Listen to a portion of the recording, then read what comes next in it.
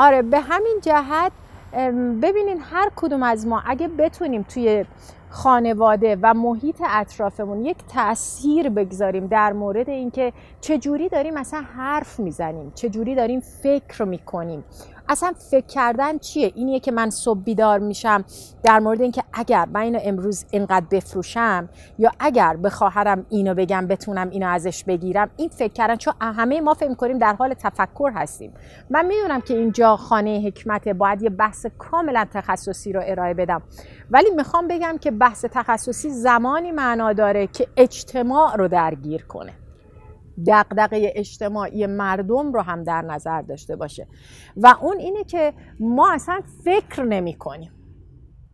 چیزی که الان ما باهاش روبروییم خداحافظی از تفکره یا فقدان تفکر، چون تفکر به امور سطحی و دم دستی ابتداعا نمی پردازه. تفکر اونقدر بنیادین تو رو زیر و رو میکنه که دیگه رفتارت با یه حیوان، با یه گیاه، نوع برخوردت با آدم‌ها، نوع برخوردت با پدیده‌های هستی، نوع برخوردت با خودت متفاوت میشه.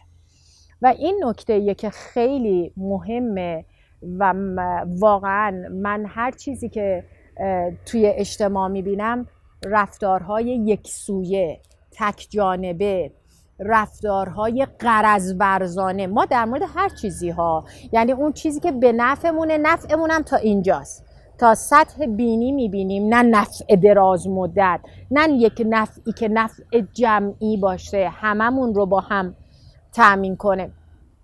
به همین جهت اگر امروز میخوام در مورد پدیدارشناسی صحبت کنم، چون حتی ما تو حوزه های دانش و تو حوزه های معرفتی هم دچار همین سطحی بینی شدیم. یعنی به محض اینکه به یکی میگن که میخوای تحلیل اجتماعی کنی، میخوای تحلیل روانشناختی کنی، میخوای تحلیل فلسفی کنی، فکر می‌کنی یعنی قصه بگه، یه سری قصه های روانشناختی در مورد این بگه، در مورد زندگیش این چجوری بوده، اخلاقش.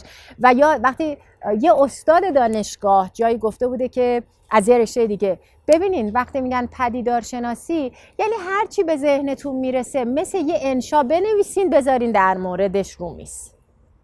این دیگه خیلی غم انگیزه که یه استاد به دانشجوی خودش گفته بوده دیگه اگه حتی روش نمیدونین این رو درست کنین بذارین رو میز و بالش بنویسین مثلا پدیدارشناسی به عنوان یه امر توصیفی، کامپوزیشن، یه انشایی که درست کردین. ببینین اونور دنیا اونقدر افتادن تو دامچاله، له و لورده شدن تا راهکار پیدا کردن. فکر نکنیم یه عده اونجا خوابیدن، نایکی پاشون کردن، شلوارای اینجوری، مدلای اینجوری، بعد یه دفعه اروپا شد اروپا، واو ما این شعبای خاصش رو میبینیم، نمیدونم چیزای جاذبه های کاذب و این چیزهاشو میبینیم و چیزهای دیگر رو نمیبینیم. نه، یه عمر بدبختی کشیدن. یعنی واقعا تو اون دوره مدرن، اون انقلاب صنعتی، اینا حمالی کشیدن، زجر کشیدن، یه عمر بیچارگی، حالت بردگی زندگی کردن.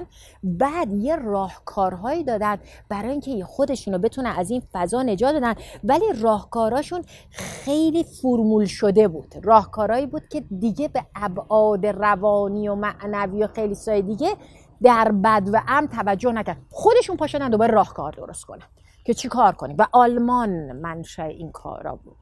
یعنی وقتی شما پدیدارشناسای آلمانی رو میبینید که اینا معتقدن اینقدر علم مدرن پیشرفت کرده، تکنولوژی همه جا رو گرفته، حساب کتابای ریاضیاتی داره درست همه چیز رو در سیطره آدم قرار میده، ولی یه آدمی مونده این وسط تک و تنها، یا آدمی مونده بیکس، نمیتونه ارتباط برقرار کنه، چون همه چیز رو طبق فرمول ها داره بررسی میکنه که اگه این کار کنی این سود رو داره، اگه به این زیادی بخندی اینجوری میپره تو صورتت، اگه این کار کنی، یعنی همه چیز با یه سری فرمول های روانشناسی فیکس شده، فرمول های ریاضی فیکس شده، همه چیز فرمول شده.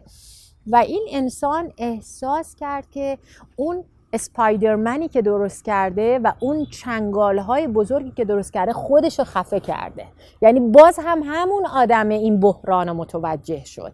واقعا توی اون در واقع انیمیشن اسپایدرمن اون دکتر اختاپوس یا اختاپوسی درست کرد که خیلی قدرتر از اسپایدرمن، همون اونو بلعید. یعنی در واقع خود آلمانیا و خود اروپایی‌ها متوجه شدن تکنولوژی که داره بی‌بند و بار پیش میره، فقط طبق فرمول‌ها خودش، یعنی عواطفش رو، وجودش رو، نیازهای درونیش رو دیگه نمیتونه جواب بده و میبلعدش، خودش رو هم میبله.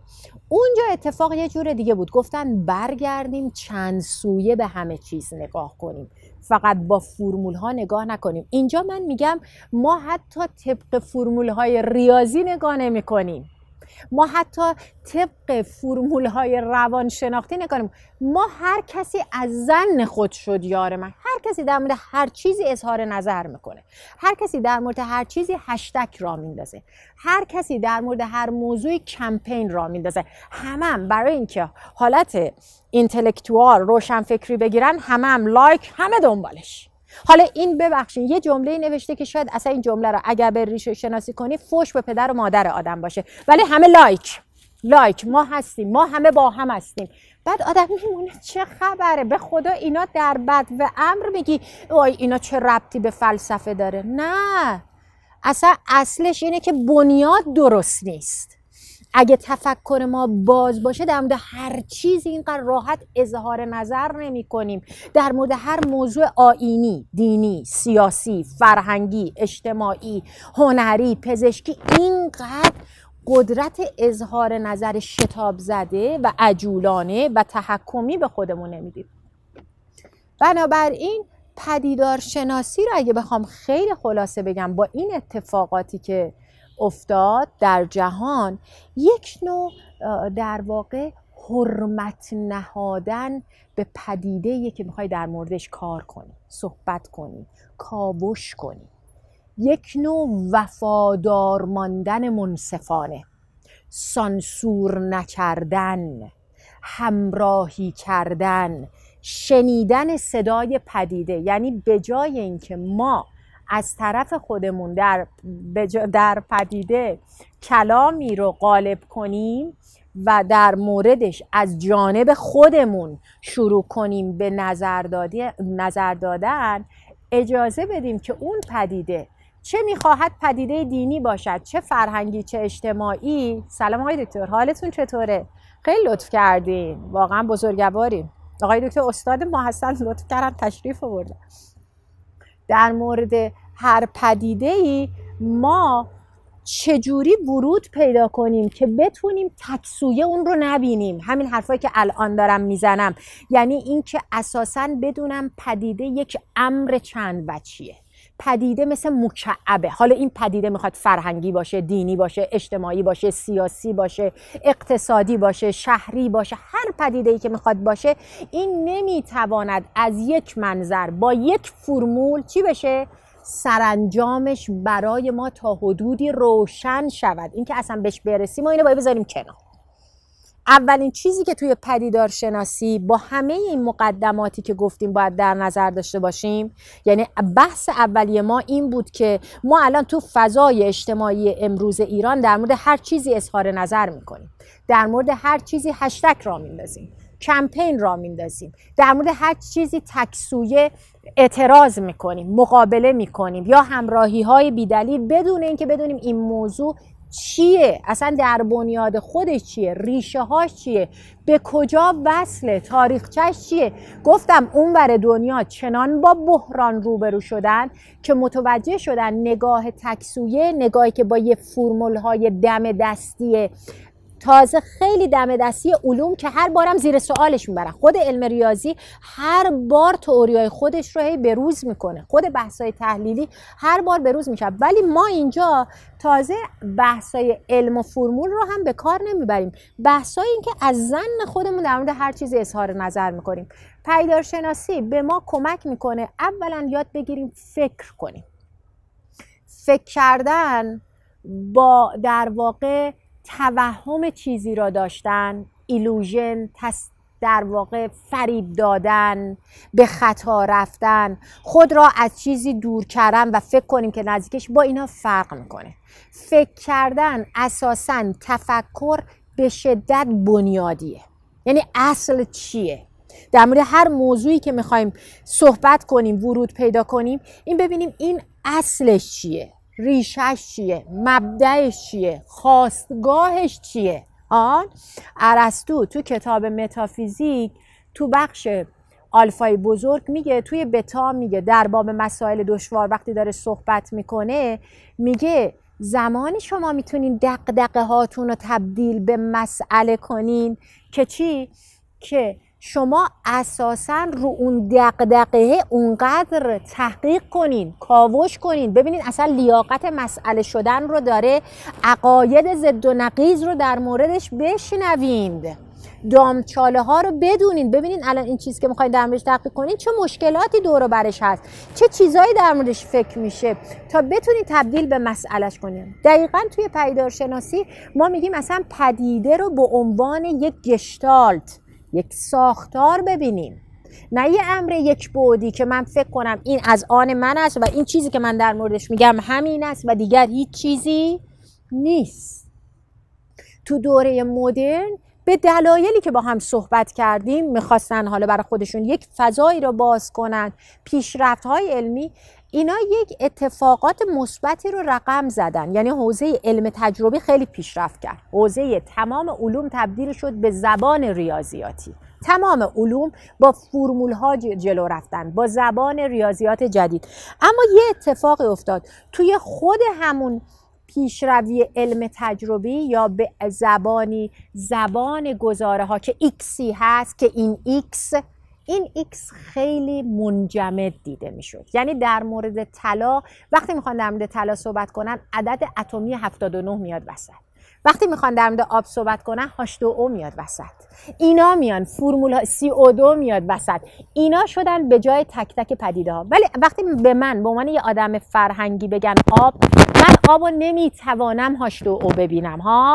آب برای من مهریه زن مقدسه، آب برای من آب را گل نکنین شهر سهرابه، آب برای من امر مقدسه، چون از اون نگرش اسطوره‌ایم تا نگرش دینیم این آب به عنوان یه امر سیال جاری پاک روان.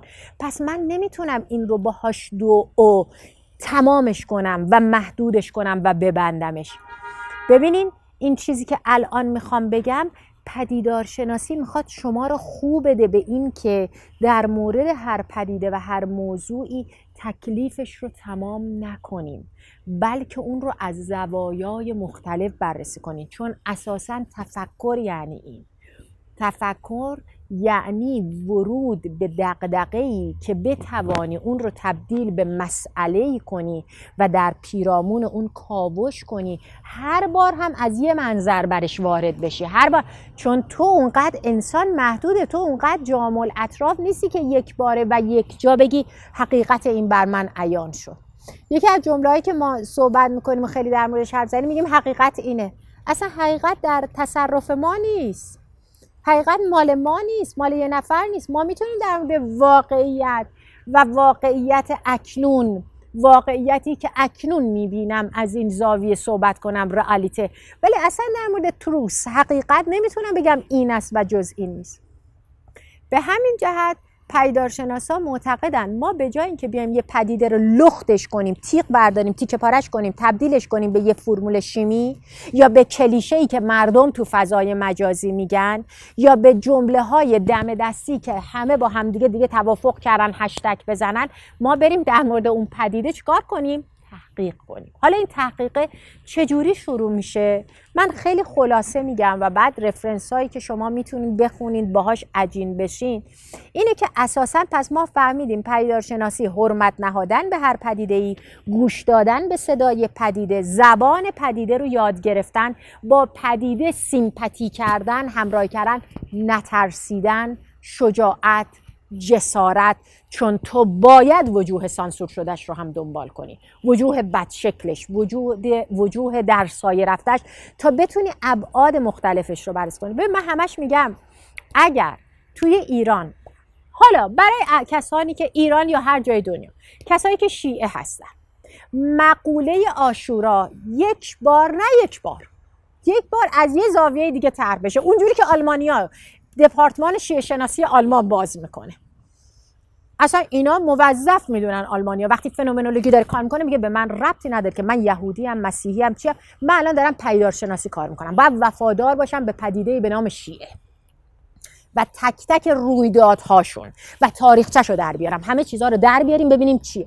وقتی ما اون مقوله رو باز میکنیم، یه بار اومدن به من گفتن خب ببین الان روی این چیزا چقدر این فضا رو اشتباه ترسیم میکنن، اصلا 2 روز نبوده، اصلا 1 روز بوده، اصلا 1 ساعت بوده، اصلا نیم ساعت بوده. اینا مثلا گفتم چون شما اصلا مقوله رو آوردین این پدیده رو اونقدر سطحی کردین در یک تشنگی ظاهری یا یک آبی که اصلا حق زیست رو از این آدم گرفته بودن، کاملا حق زیست منتفی شده بود. برای عرب، نمیدونم شماها خیلی قدیمی نیستید، ما پدرامون وقتی باغ میگرفتن پیاله آب باید داشته باشه، یعنی باغ ارزش داشت که آب داشته باشه. اولا تو اعتبار اجتماعی، اعتبار زندگیت به این بود که یه ملکی داشته باشه قدیما. خب اون ملکه که داری، اون ملکه که هم تو لخت نمینداختش اونجا، با یه آبی داشته باشه، آب بریزه روش که این باغ سیراب بشه. پدر من همش گفت آقا 2 پیاله آب این داره ها، یا مثلا اون 1 پیاله. حالا اینا تازه مال کی بودن؟ مال 100 سال پیش بودن. برای عرب همه وجود اجتماعی، حیات اجتماعی، حیات اصلا زیستشون به این بود که حتی حق آب داشته باشن. بعد از امیرالمومنین، یعنی اساسا با امیرالمومنین تمام ستم‌ها شروع شد، تمام ستم‌ها دقیقاً رفت به سمت ایشون، اصلا تمام حقها گرفته شد. برای اولین بار بود که امام حسین داشتن حق آب، حق مادریشون رو، اصلا آب وقتی این حق هست میشه نه آب خورده، این یعنی اصلا حیات اجتماعی تو تمامه، تو از نظر ما نیستی، وجود نداری. ببین داستان خیلی فراتر از اینه. من نه به عنوان کسی که شیعه هستم، به عنوان کسی که معتقد هستم، میگم وقتی ما بریم اینو بررسی کنیم برای جوون هامون، برای آدم هامون از یه زاویه دیگه وارد بشیم، یا در مورد جنگ ایران و عراق، یا در مورد اوضاع اقتصادیمون، در مورد اوضاع سیاسیمون. ببین من اینو به همه آدما میگم یک سویه به مسائل نگاه نکنیم، ببینیم اصلا چه اتفاقاتی افتاده تا این الان اینجوری شده. آقا اینی که الان قاتل شده این واقعا چه رویدادهایی بوده؟ دیگه از قاتل بعدی جلوگیری کنیم، یکی دیگه دوباره قاتل نشه، یکی دیگه دوباره در واقع خلاف دیگری نکنه، یا چجوری یه نابغه میشه. یعنی یه پدیده رو خیلی جامع ببینیم. به همین جهت توی پدیدارشناسی شما اصلا با فضایی روبرو میشی، اون بحثای هرمنوتیک که انگار لایه‌هایی برات روشن میشه که اصلا قبل از این فکرش رو نمی کردیم. حالا چجوری وارد بشیم به این فضا؟ ببین اولا من یه چیزی بگم، این که من اینجا ایستادم جرأت کردم داریم با هم صحبت میکنیم، این ضد پدیدارشناسیه. چرا؟ چون پدیدارشناسی سلوکه، مثل حکمای خودمون دیگه، خودشون میگن نه ما اهل شعبده بازیم، نه اهل ادا اطفاریم، نه میخوایم چیزی ابداع کنیم، ما فقط میخوایم تذکر بدیم به تفکری که بشر داشته و در دوره مدرن با این نگاه های شتاب زده آدم های امروزی اینقدر چی شده؟ از بین رفته، یه سویه شده، دمدمی مزاج شده، ظاهر بین شده، سطحی نگر شده. پس ادعای شعبده بازی کار جدیدی رو ندارن، میگن یک نوع تذکر دادنه. ما وقتی آثار حکمای خودمون رو میبینیم، ابن سینا رو میبینیم، سهروردی رو میبینیم، ملا صدرا رو میبینیم، هر کدومش رو نگاه میکنیم میبینیم واقعا اینا خودشون این مدلی کار میکردن. یعنی اینقدر موضوع رو از جنبه های مختلف کاوش میکردن که اصلا نمیشه گفت هیچ جایی نظر شخصی وارد شده، اینقدر کاوش میکرده که دفعه یه لایه دیگه باز میشه. توی پدیدارشناسی ما برای این وفادار موندنه اولین گامی که برمیداریم دیدنه. خودشون میگن وزنشافت هان شاون، این که تو فارسی ما میگیم نشان دادن، دیدن. ببین من یه چیزی میخوام بگم، ما خیلی چیزا رو میبینیم ولی نمیبینیم. سهروردی تو نظریه ابصار، اینا رو پرانتز باز میکنم، یه دفعه نرید بگین پیراوی گفت سهروردی صاحب نظر پدیدارشناس. نه، من گفتم سهروردی تفکر اصیله. اون قرنها قبل از اینکه این مباحث طرح بشه، ببینید ابصار رو چجوری داره طرح میکنه. میگه ابصار متمرکز شدن بر چیزیه به نحوی ببینیش که اونقدر توش غرق نشی که زوایای مختلف از دست بره و نور وجودت بر اون متمرکز بشه. نور اصفهبدیه اون آگاهیته. میگه اون دیدنه. ما خیلی چیزا رو نگاه میکنیم ولی نمیبینیم. ما الان توی خیابون، توی خونه، توی فضاهای مختلف با خیلی چیزا روبرو میشیم ولی نمیبینیم. دیدن امر بسیار سهمگینی. دیدن سخت ترین مرحله است. ما چند تا رساله دکتری کار کردیم توی دانشگاه هنر، تو حوزه صنایع دستی و هنرهای تجسمی. اصلی ترین آسیب شناسی که کردیم اینه که بچه‌ها تو اون مرحله پایه‌ای دیدن رو یاد نمیگیرن. اصلا نمیتونن ببینند، نمیتونن چون آموزش نمیبینن. دیدن چیزی نیست که فقط چشه، نه، باید متمرکز شدن، حجاب ها را برداشتن، نگاه باز و چند سویه به یک موضوع داشتن، گوش و دل سپردن. اما نه اینکه اونقدر غرقش بشی که اصلا دیگه چیز دیگه نبینی، بگی این فقط مال منه و نظر من در مورد اینه که درست و صحیحه. پس اولین مرحله توی گام اول به نوعی دیدنه. خودشون میگن شهود، مشاهده. ما توی ایران هر وقت در مورد شهود داریم صحبت میکنیم اونقدر مثل دستمال، معذرت میخوام اینو دستمالیش کردیم که فکر کنیم مثلا یکی خوابیده میگه خواب بودم بیدارم، توی شهودی بودم برای خودم. فکر میکنیم مثلا این اتفاق همینطوری اتفاق میفته. آقای سهروردی تو سفیر سیمرغ وقتی داره در مورد شهود و اهل شهود صحبت میکنه و این اخوان تجرید، صوفیان هنرمند، میگه این که اینا انواری رو میبینن، اصواتی رو میشنون که دیگران نمیشنون، نقوشی بر اونها ظاهر میشه که اینا نه در گوشه‌ای که با بازی خیال مشغولن براشون رخ میده، و اینا با ریاضت و تحقیق براشون محقق میشه. این برای محققان است. یعنی واژه محققانی که به کار میبره دقیقا ما این ور نگاه میکنیم، میبینیم هر کسی هم که به عنوان نابغه هنری بوده، پیکاسو میگه اینا نقاشی من نیست، اینا تحقیقات منه، ریسرچ های منه. یعنی این برای آدمیه که میره کاوش میکنه، تحقیق میکنه تا بتواند ببیند، این رو از زوایای مختلف مورد بررسی قرار بده. تو گام اول دیدن میگن شما چطوری یاد بگیرین یه پدیده رو ببینین؟ اصلا دیدن چجوری؟ میگن اول یاد بگیرین که پدیده رو لخت نبینین، اتمی نبینین، این رو یک تک منفرد افتاده یه جایی نبینین. این فک و فامیل داره دیگه، ها، پدیده های مشابه داره، پدیده هایی داره که باهاش نسبت خانوادگی دارن. شما در مورد هر پدیده‌ای بخواید صحبت کنید، پدیده های دینیمون، حجمون، نمازمون، خمسمون، زکاتمون، ببین اینا با هم یه نسبتی دارن.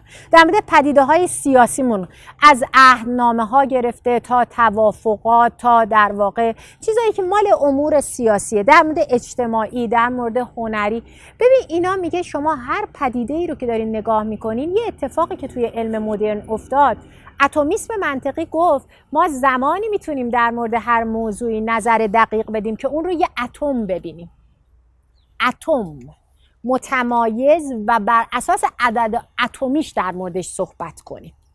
برای همین گفت چیزایی که اتمی نمیشه در موردش صحبت کرد، اینا گزاره های معنادار نیستن، اینا بی معنان. نه ببینین آقای راسل که دیگه خیالش هم راحت کرد، اینا برای خودتون هم توی شعر رو ور بگین و بشینین دور هم دیگه. امر معنادار و دقیق امریه که بشه اتمی در موردش تحلیل کرد. پدیدارشناسی دقیقاً مقابل این فضاست دیگه، مقابل این پاره کرد. میگه اولین کاری که میکنین اینه که هر موضوعی رو که میخواین مورد تحلیل قرار بدین، هر پدیده‌ای رو، این رو توی یک ساختار خانوادگی ببینیدش. یعنی یک سری پدیده های مشابه داره. دیدین وقتی ما دیکشنری رو باز میکنیم میگه سینونیم، آنتونیمز، مشابه هاش کیه؟ مترادف ها، متضاد ها. میگه در مورد پدیده هم همینطوره. پدیده یه سری مشابه داره، یه سری در واقع متفاوت یا متضاد داره. من همیشه برای بچه‌ها میگم، خب بچهای هنری بیشتر با این موضوع در ارتباطن، میگم شما وقتی میخواین در مورد نگارگری عرفانی کار کنین، حتما نگارگری در واقع درباری رو هم در نظر بگیرید، نگارگری اجتماعی رو هم که بهزاد کار میکرده در نظر بگیرید. شما یک سویه نیاین بگین که همه نگارگری ایرانی این است و جز این نیست. وقتی دارین در مورد یه پدیده معماری مثل خانه کار میکنین، زمانی میتونین ابعاد مختلف خانه رو بهش نزدیک، نمیتونی بگیم مال من شده همه رو فهمیدم، بهش نزدیکتر بشیم که تمام پدیده‌های مشابه با خانه مثل عمارت، مثل کوشک، مثل حتی چیزای امروزیش، ورژن‌های امروزیش، هتل، اقامتگاه، خوابگاه، همه اینا رو در نظر بگیریم توی یک ساختار. پدیدارشناسی دنبال اینه که شما ذهنتون گشتالتی بشه. هر وقت میخواین در مورد یک موضوعی تحقیق کنین، اون رو در یک ساختار ببینین با پدیده‌های مشابهش تا بتوانین نقاط اشتراک و نقاط اختلاف رو چیکار کنین؟ استخراج کنین. میگه توی گام اول شما ببینید پدیده‌تون چه ویژگی‌های متمایزی داره، روی یونیکنس بودنش، منحصر به فرد بودنش، که متوجه بشین آهان خانه کاخ نیست. و یه سری چیزایی که حالا اینا رو از کجا مستند میکنین توی گام دوم بهتون میگیم. اینجا فقط ما با دیدنه که پدیده رو توی یک ساختار خانوادگی دیدنه آشنا میشیم. میگه حواستون باشه یه وقتایی اونقدر تو جزئیاتی نیفتین که شما رو از اصل دور میکنه، یه وقتایی اونقدر کلی نگری نکنین که یه جزئیاتی که بسیار مهمه اتفاقا اون جزئیاتی که سرنوشت سازه رو از یادتون بره. ولی ما چجوری اینو مستند کنیم این فک و فامیلاشو؟ بگه شما با زبان چجوری روبرو میشین. ما همیشه وقتی با کلمه ها روبرو میشیم خیلی اینا رو میبینیم ما چقدر دروغ میگیم، به خاطر اینکه خودمون رو مالک زبان میدونیم. فکر می‌کنیم این کلمه هم تو من درآوردیه، چرت و پرت بگیم، لودگی کنیم، لومپنی کنیم. نمیدونیم زبان در ذات خودش به شدت مقدسه. هر کلمه در زبان هویت فرهنگی و تاریخی یک قوم رو نشون میده. کلمه اونقدر مقدسه که حتی تو کتب مقدس انبیا با عنوان کلمه معرفی شده. یعنی کلمه اینقدر شأن داره و ما کلام رو اینطوری نابود میکنیم، از بینش میبریم، به انحراف میکشونیم. میگه شما برای هر پدیده یه نامی دارید. پدیدارشناسان معتقدن نام یه امر شخصی و فردی نیست، یک امر در واقع فرهنگیه، تاریخیه. شما وقتی میخواین در مورد خانه تحقیق کنین، در مورد جنگ تحقیق کنین، در مورد فقر تحقیق کنین، در مورد باورهای دینی تحقیق کنین، شما با نامی روبرو هستین که فرهنگ زبان شما رو با اون آشنا میکنه. اینجاست که دانش زبان خیلی به کمک شما میاد. کسایی که چند زبانه هستن خب موفق ترن. کسایی که به چند زبان تسلط دارن بیشتر میتونن برن، چون وقتی شما دانش زبانیت قوی باشه یه پرده هایی برات باز میشه. اولا که به ریشه های مشترک میرسی، یعنی خیلی جذابه که میبینی اوه ریشه مشترکه. درسته اصطلاحات تو زبان آلمانی، تو زبان عربی، تو زبان فارسی، تو زبان انگلیسی اینا متفاوته، ولی ریشه رو میگه به اینجا میرسه ریشه سانسکریته، ریشه سامیه، ریشه یونانیه و برات میگه تو ریشه معنای اصلی که تو ریشه است این سه تا لایه معنایی داره، بیشتر از این نیست. مثلا برای خانه میگه ببین خانه در بنیادش برای پروتکت بوده، کالم بوده، اینتیمیسی، مؤانست، محافظت، آرامش. حالا امروز که ما اینقدر غیر میریزیم سر ساختن خونه هامون و نه آرامشمون رو تأمین میکنه، نه انس و الفتمون رو تأمین میکنه و نه محافظتمون میکنه. همسایه هم اونجا داره ما رو میبینه، ما هم تو خونه همسایه‌ایم، همه تو خونه هم دیگه ایم و اون آشپزخونه اصلا نمیدونیم این واقعا با چی اومده. من خانم دکتر کاویانی اینجا ما سر کلاسای معماری واقعا اینجا بحث داشتیم این ساخت و سازهای ما با کدوم یکی از المان‌های فرهنگی ما سازگاره و ما چقدر باهاش احساس راحتی میکنیم. یا وقتی میری تو امارات تو با برج‌های روبرو هستی و خونه‌هایی رو میبینی که سبک خونه‌های در واقع نیویورکه، بعد عرب در واقع اونجا هنوز پاش رو توی در واقع اون تشتش داره میشوره، یعنی اون کاربریه افتاده اونجا، اون سالن شستشوی پا فلان، این هنوز باید تشت بیارن، این تشت چیزا و این آخه این با چه المان فرهنگ. ببین اینجاست که ما داریم فقط تقلیدی که یه چیزی رو برمی‌داریم، یه المان رو برمی‌داریم میاریم میچسبونیم اینجا بدون اینکه بدونیم کارکردش چیه. من واقعا معذرت میخوام، یه چیزایی رو آدم میبینه تو اجتماع دیگه نمیتونه اینا رو نگه. ما خیلی چیزها رو از اون ور دنیا میکنیم میاریم اینجا توی زندگیام. بابا اونا براش جایگاه فکر کردن، اونا برای تنهاییشون از یه چیزایی استفاده میکنن، اونا همه چیز رو ببین انقدر رفتن سرشون خورده به دیوار، انقدر تنهایی کشیدن، انقدر بی کسی که حالا به یه چیزهای پناه میارن، برای همون هم حد و اندازه. ما اینجا با یه حالت فخر فروشانه اینا رو تمام رو میاریم تو زندگیمون و واقعا نمیدونیم طرف یه فضای دیگه داره، یه آدم متشرعه، داری حرکتش رو توی کارهای دیگه‌ش می‌بینی، بعد همون متشرعه یه چیز دیگه کنارش می‌بینی، میگه آخه واقعا جمع ازداد که هیچی، اجتماع نقیضین هم این گذاشت زیر پاشو تموم شد. این خیلی اصلا چیزی نیست که ما بخوایم متعصبانه صحبت کنیم، چون ما ساختارها رو نمیشناسیم، ساختارها رو میشکنیم، نمیتونیم ارتباطها رو هم متوجه بشیم. واقعا خیلی غم انگیزه. شاید یه عده از شما متوجهین من دارم در مورد چه چیزهایی میگم که این روزها میبینیم و نمیفهمیم اصلا پس پشتش چیه. این همه تضاد، این همه تناقض، این همه یه رفتار دیگه کردن و یه ادای روشنفکرانه در آوردن. حالا توی پدیدارشناسی ما وقتی میریم تو فرهنگ زبان، یعنی گام دوم، گام اولمون دیدن درست پدیده است، مشاهده پدیده که اون رو توی ساختار گشتالتی ببینیم. گام دوم کلنجار رفتن با نامشه، یعنی چی؟ تحلیل زبانی، به زبان پدیده گوش دادن. حالا برای تحلیل زبانی ما فرهنگ لغات رو نباید، یادتونه چقدر ما اذیت میشدیم دیکشنری باز میکردیم؟ من که گردنم خورد شد از بس که ما کرتون میزدیم برای این دیکشنری باز کردن، ولی قبلش نیومدن به ما بگن که ببین وقتی تو داری با یک کلمه درگیر میشی اینو تو زبانهای مختلف یاد میگیری. یه بچه بگن میدونی چرا میری کلاس زبان؟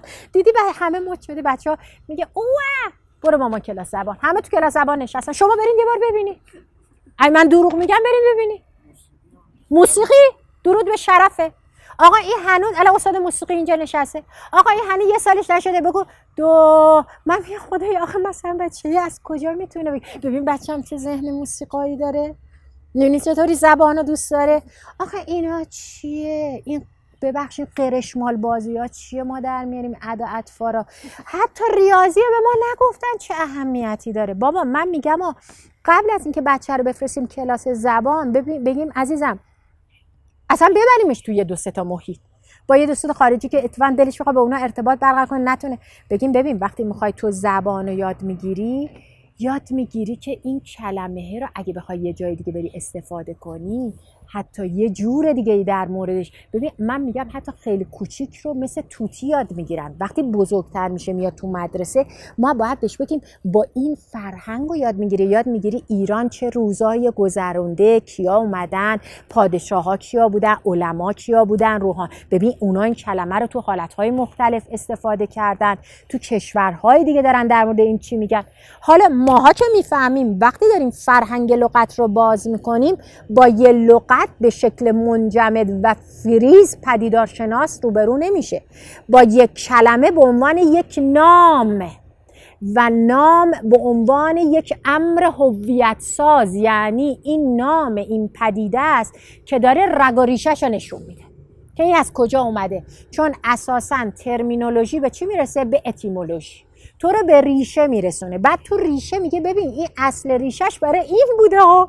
وقتی ما ریشه رو میبینیم وای امروز ما داریم از این استفاده هایی میبریم که اصلا ربطی به اون ریشه نداشته. من به بچه‌ها میگم همیشه آسیب شناسی رو اینجا بذاریم، ببینین وضعیت کنونی استفاده از این پدیده چیه، توی ریشه خودش چی بوده، یعنی قرار بوده خانه چه کارکردهایی داشته باشه. امروز ما با این سبک ساخت و ساز خانه داریم چه فونکسیون ها و چه کارکردهایی بهش میدیم که اصلا دیگه با اون کارکردهای بنیادینش سازگار نیست. و آرامش، کالم و مؤانست و محافظت. حالا در مورد تک تک پیدا ما یه آقای یوسف احمدی داشتیم، آقای فکر کنم دانشجوی شما بودن، ایشون ساکن لس آنجلس بودن، شهرسازی میخوند، امریکا بود ایران هم بود. توی رساله دکتریش میخواست در مورد، گفت توی امریکا ما یه اوپن پابلیک پلیس هایی داریم، فضاهای باز عمومی. خب مثلا فرض کن الان ما اینجا خانه حکمتی، مثلا این تو خیابونم میتونه باشه اونجا. بعد میگفت آدما خیلی خودشونو موظف میدونن اونجا رو درست نگه دارن، صندلی اونجا خراب بشه حتی یکشون خودشون میاد رنگ میکنن. گفت خیلی مشارکت اجتماعی هست. من میخواست رساله دکتریش رو این باشه. خب رفت گفتم آقای احمدی ببین تو داری از چیزی صحبت میکنی که من با اون ارتباط برقرار، من فضای اجتماعی رو اونجوری که تو میگی نمیفهمم، باید بریم تو ریشه شناسی. خب رفت از استریت، از خیابان رو گرفت، از خود پلیس رو گرفت اینا. جالب اینه که بعد فهمیدیم، اولش نمیدونستیم اون چیه، که بعد خود واژه رو فهمیدیم. مثلا توی امریکا این اوپن پابلیک پلیس یه معنایی از میدان رو ارائه میده که ما اصلا تو فرهنگ اینوری ما نداریمش، ولی تو ریشه شناسی رسید به پلیس، نرسید به استریت، نرسید به اسکوئر، به اونا نرسید، ریشه کمکش کرد. خودش یه جای من دعوتش کردم بیاد صحبت کنه، گفت که پدیدارشناسی به من این کمک رو کرد که اون چیزی که فکر میکردم همینه و هی میرفتم تئوری در موردش میخوندم، هی میرفتم و میدم این نمیخونه با خیابان، این با فضای اجتماعی نمیخونه، بلکه این رو باید میرفتم از جای دیگه‌ای در موردش تحقیق میکردم و ورود میکردم. و پدیدارشناسی یکی از اون چیزایی که اجازه میده ما اشتباه کنیم و دستمون رو بلند کنیم و بگیم تجربه زیسته من اینه که تا اینجا رفتم و فهمیدم اصلا این موضوعی که دارم تحقیق میکنم توی بنیادهاش با اون چیزی که اول فکر میکردم چیه، مغایره و من از مسیر دیگه ای حالا ورود پیدا میکنم، یا همین اشتباه من رو هدایت میکنه که حالا آسیب شناسی کنم و ببینم موضوعم رو از کجا باید دنبال کنم. ببینید این نکته خیلی مهمه، چون تو پدیدارشناسی تمام رو در بایستی ها میره کنار. یعنی اونقدر بشر سرش خورده به دیوار، اذیت شده، الان میخواد برای خودش یه فضای ایجاد کنه، نه فضای امنی که بگه این است و جز این نیست، بلکه یه فضای چند وجهی، یه فضای چند سویه که موضوع رو تمام شده رها نکنه. پس توی مرحله دوم از گام اولمون ما رفتیم رو چی؟ روی تحلیل زبانی. یعنی زبان به شدت به ما کمک میکنه. دیگه شما میدونید که جمله معروف هایدگر، زبان خانه وجود است. میگه کلمات جایگاهی هستن، هر یک کلمه اون جایی که هر موجودی هویت پیدا میکنه. با کلمه آب می شود ها، با آتش، وقتی هراکلیت میگفت آتش، این آتشی که امروز شما میبینید دقیقا عادی شده نیست، برای اونا میتولوژیکال بود، خیلی اسطوره‌ای، خیلی بنیادی، خیلی فرهنگی. با این کلمه ها هویت پیدا کرده. برای همینه که میگن ما خیانت میکنیم در حق زبان وقتی که شأنش رو رعایت نمیکنیم، وقتی همینطور چرت و پرت میگیم. زبان خانه وجوده و در تک تک کلمات زبان موجودات خانه کردن، یعنی اصلا هویت وجودی خودشون رو تو زبان پیدا میکنن. یه جمله گورگه داره که هایدگر بازگوش میکنه، میگه وقتی کلمات باز می ایستن چیزها فرو میریزن. یعنی اگر اون نامه نباشه اون فرو میریزه، دیگه هیچ هویتی نداره. بنابراین فهم زبانی، دانش زبانی به ما کمک میکنه که یک موضوع رو در ریشه دنبال کنیم، اصطلاح شناسی کنیم بر ریشه. ما دیروز یه دفاع داشتیم، دانشجومون ببین بودین دیگه آقای خلیفه سلطانی، نمیدونم تو جلسه موضوع این بود که شاید مثلا ایرادای فرمی اینا میگرفتن، ولی یه نقطه قوت داشت، تسلطش به چند زبان بود. تو اون حوزه عکسش هیچ کی نمیتونست ایراد بگیره، عکاسی، ولی چون به چند زبان تسلط داشت تمام مباحث رو دقیق منطبق با اون خاستگاه زبانی فهمیده بود و داشت مینوشت و طرح میکرد. من اینو همیشه به بچه‌ها میگم زبان به شما این کمک رو میکنه که تاریخچه یک موضوع رو دنبال کنی، که پیشینش رو، اون شجره‌نامه‌اش رو در بیارین که این شجره‌نامه چیه. توی گام سوم از مرحله اول شما یه توصیف محدود دارین که این موضوع چی نیست، سلبی. یعنی این خانه که الان در موردش تحقیق زبانی کردم، ساختار گشتالتیشو در آوردم، این خانه دیگه عمارت نیست، این خانه دیگه کاخ نیست و خیلی هم محدود به این دلایل مستندی که پیدا کردیم.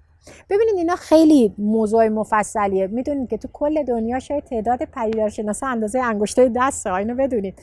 ما فقط سعی میکنیم خودمون رو نزدیک کنیم به این نگاه منصفانه و چند وجهی، و اینا چیزی نیست که الان بخوایم بگیم همین که من الان دارم اینا رو میگم ضد اون نگاه چند وجهیه، ولی ما میخوایم یه خورده فضامون رو باز کنیم. تو گام دوم میگه شما به پدیده‌تون با شباهت‌های خانوادگیش نزدیک بشین. پس مرحله اول یا گام اول 3 مرحله داشت. مرحله اول که پژوهش درباره یک پدیده است، پدیده خاصه، گام اولش مشاهده یا شهود پدیدارشناسانه بود. گام دومش تحلیل زبانی یا تحلیل پدیدارشناسانه. گام سومش توصیف پدیدارشناسه، توصیف سلبی، که این چه چیزی نیست، خیلی مختصر، خیلی گزینشی بر اساس مستندات زبانی و تاریخ زبان که داره بهتون دیکشنری میده و ریشه شناسی میده. چرا گفتنش مغایر با فریز؟ چرا گفتن این حرفو؟ به خاطر اینکه اونا میگن پدیدارشناسی سلوکه و بیفتی توش. میگن خمره، مثل حکمای خودمون دیگه، میگفتن باید بیای این منش رو یاد بگیری. این که حالا اداشو در بیاری نمیشه، باید منششو یاد بگیری، اصلا این مدلی بشی، این مدلی هر. آفرین دقیقا اینم میگه. اصلا تو گام اولش اینا چی با؟ تو گام اولش عرضم به حضورتون که شما یکی از چیزایی که اسپیگلبرگ میگه برو زیر دست آدمای قرار بگیر که این منش رو دارن، اصلا این مدلی هن. در مورد هر چیزی سعی میکنن به کاوش کردن از زوایای مختلف. بله برای همین اینی که مثلا من بیام اینجا اینو فرمول کنم فوری ساندویچ کنم یادم هیچ وقت نمیره. ما یه سال آقای دکتر معاون دانشگاه بودن، اساتید دانشگاه هنر تهران فوق لیسانس ها رو آوردیم اینجا دکترا بخونن که گفتن یادتونه بیژن ارباب و آقای بیژن ارباب اینا 60 70 ساله تهرونیای داش مشتی هم بودن، مال دانشگاه هنر تهران. گفت خانم دکتر کوچولو هم بودن، ما سنمون کم، دختر جون یه ساندویچ بده این پدیدارشناسی و فلسفه ما بریم. گفتم جانم جلسه اول در بیا گفت یه ساندویچ فلسفه بده ما بدیم. گفتم ببخشید شما گم بیژن نمیشناسی، بزرگترین طراح فرش. خب راست الان اینا دوستای صمیمی ما. گفتم ببخشید ساندویچ چی بدن دستتون؟ گفت همین فلسفه دیگه، یه ساندویچ بده ما برداریم ما بریم دیگه دکترام رو بگیریم. و من هیچ وقت یادم نمیره، یعنی الان که خیلی دوستای صمیمی میگم آقای دکتر اربابی ازم میشد شما چجوری اون روز، و من چه اعتماد به نفسی داشتم که مثلا میخندم هیچی نمیگفتم، گفتم والا من نمیتونم براتون فست بودش کنم. ببین این نگاه همین نگاه ماست که میخوایم همه چیزو تموم شده بکنیم مثلا ساندویچ بریم در. پدیدارشناسی این مدلی نیست، میگه اصلا باید بیفتی توش. خود آلمانی‌ها میگفتن خمره است. پروفسور من که شاگرد هایدگر و گادامر بود، پروفسور گونتر فیگال، ببین روزی که من رفتم آلمان جلسه اول که دیدم فکر کردم ایرانه.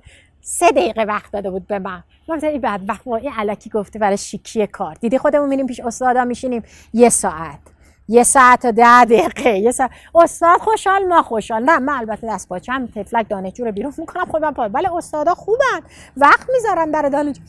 این من وقتی دیدم ببین هایدگری قیافه هیتلر، هایدگری با گفتم نه این اهل هرمنوتیک، این الان دل میده به او منم از ایران خرما گیوه کرمانشاه اینا بردم. آره مثلا فکر کردیم حالا خونه مثلا عمس و اینا. سلام استاد خوبه، من دعوتنامه داده و گفته پول بهت میدم اینا، بفرمایید این هدیه‌های ایران. گفت آره گوت، خب بگو بحثتو بگو. همکلاسی من با من اومده بود گفت که من فکر حالا با افریقا من تحلیلی، گفت نه برو انگلیس، به ما ربطی نداره، برو انگلیس. حالا اینجوری هم نیست بمون بابا ما خودمون، برو انگلیس، آلمان جای تحلیلی نیست الان، برو انگلیس، برو بیرون. اونا کرد بیرون، تو حرف بزن. گفتم هایدگر زبان پدیدارشناسی بگو ارائه به حرف گفتم من تا اینجا چیز کردم، تمام باش، تمام چیکار کنم الان، چیکار کنم؟ با سکرتر هماهنگ، خانم فلانی، یه خانم 70 سالم چقدر خوب بود، پیرار میذاشتن اونجا که آرامش، یه پیری میمد دل به دل تو میداد.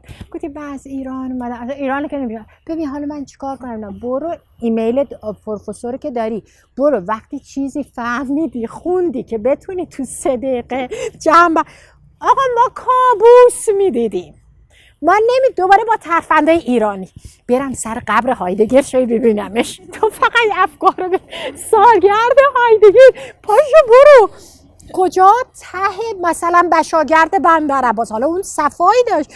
رفتیم باده آقای دکتر شهرام باقری، نابیناها تو آلمان پول ازشون میگیرن ولی همراهشون مفتی میره. ببین خود نابینا چون کمک هزینه داره دیگه دولت، ولی این همراهی که باش هر سفری بره، ما همراه بودیم. آقای دکتر باقری ببریم تو رو خدا. رفتیم اونجا فیگال دیدیم سر مزار هایدگر و بچهای هایدگر. چیکار کنیم حالا بعد 2 ماه؟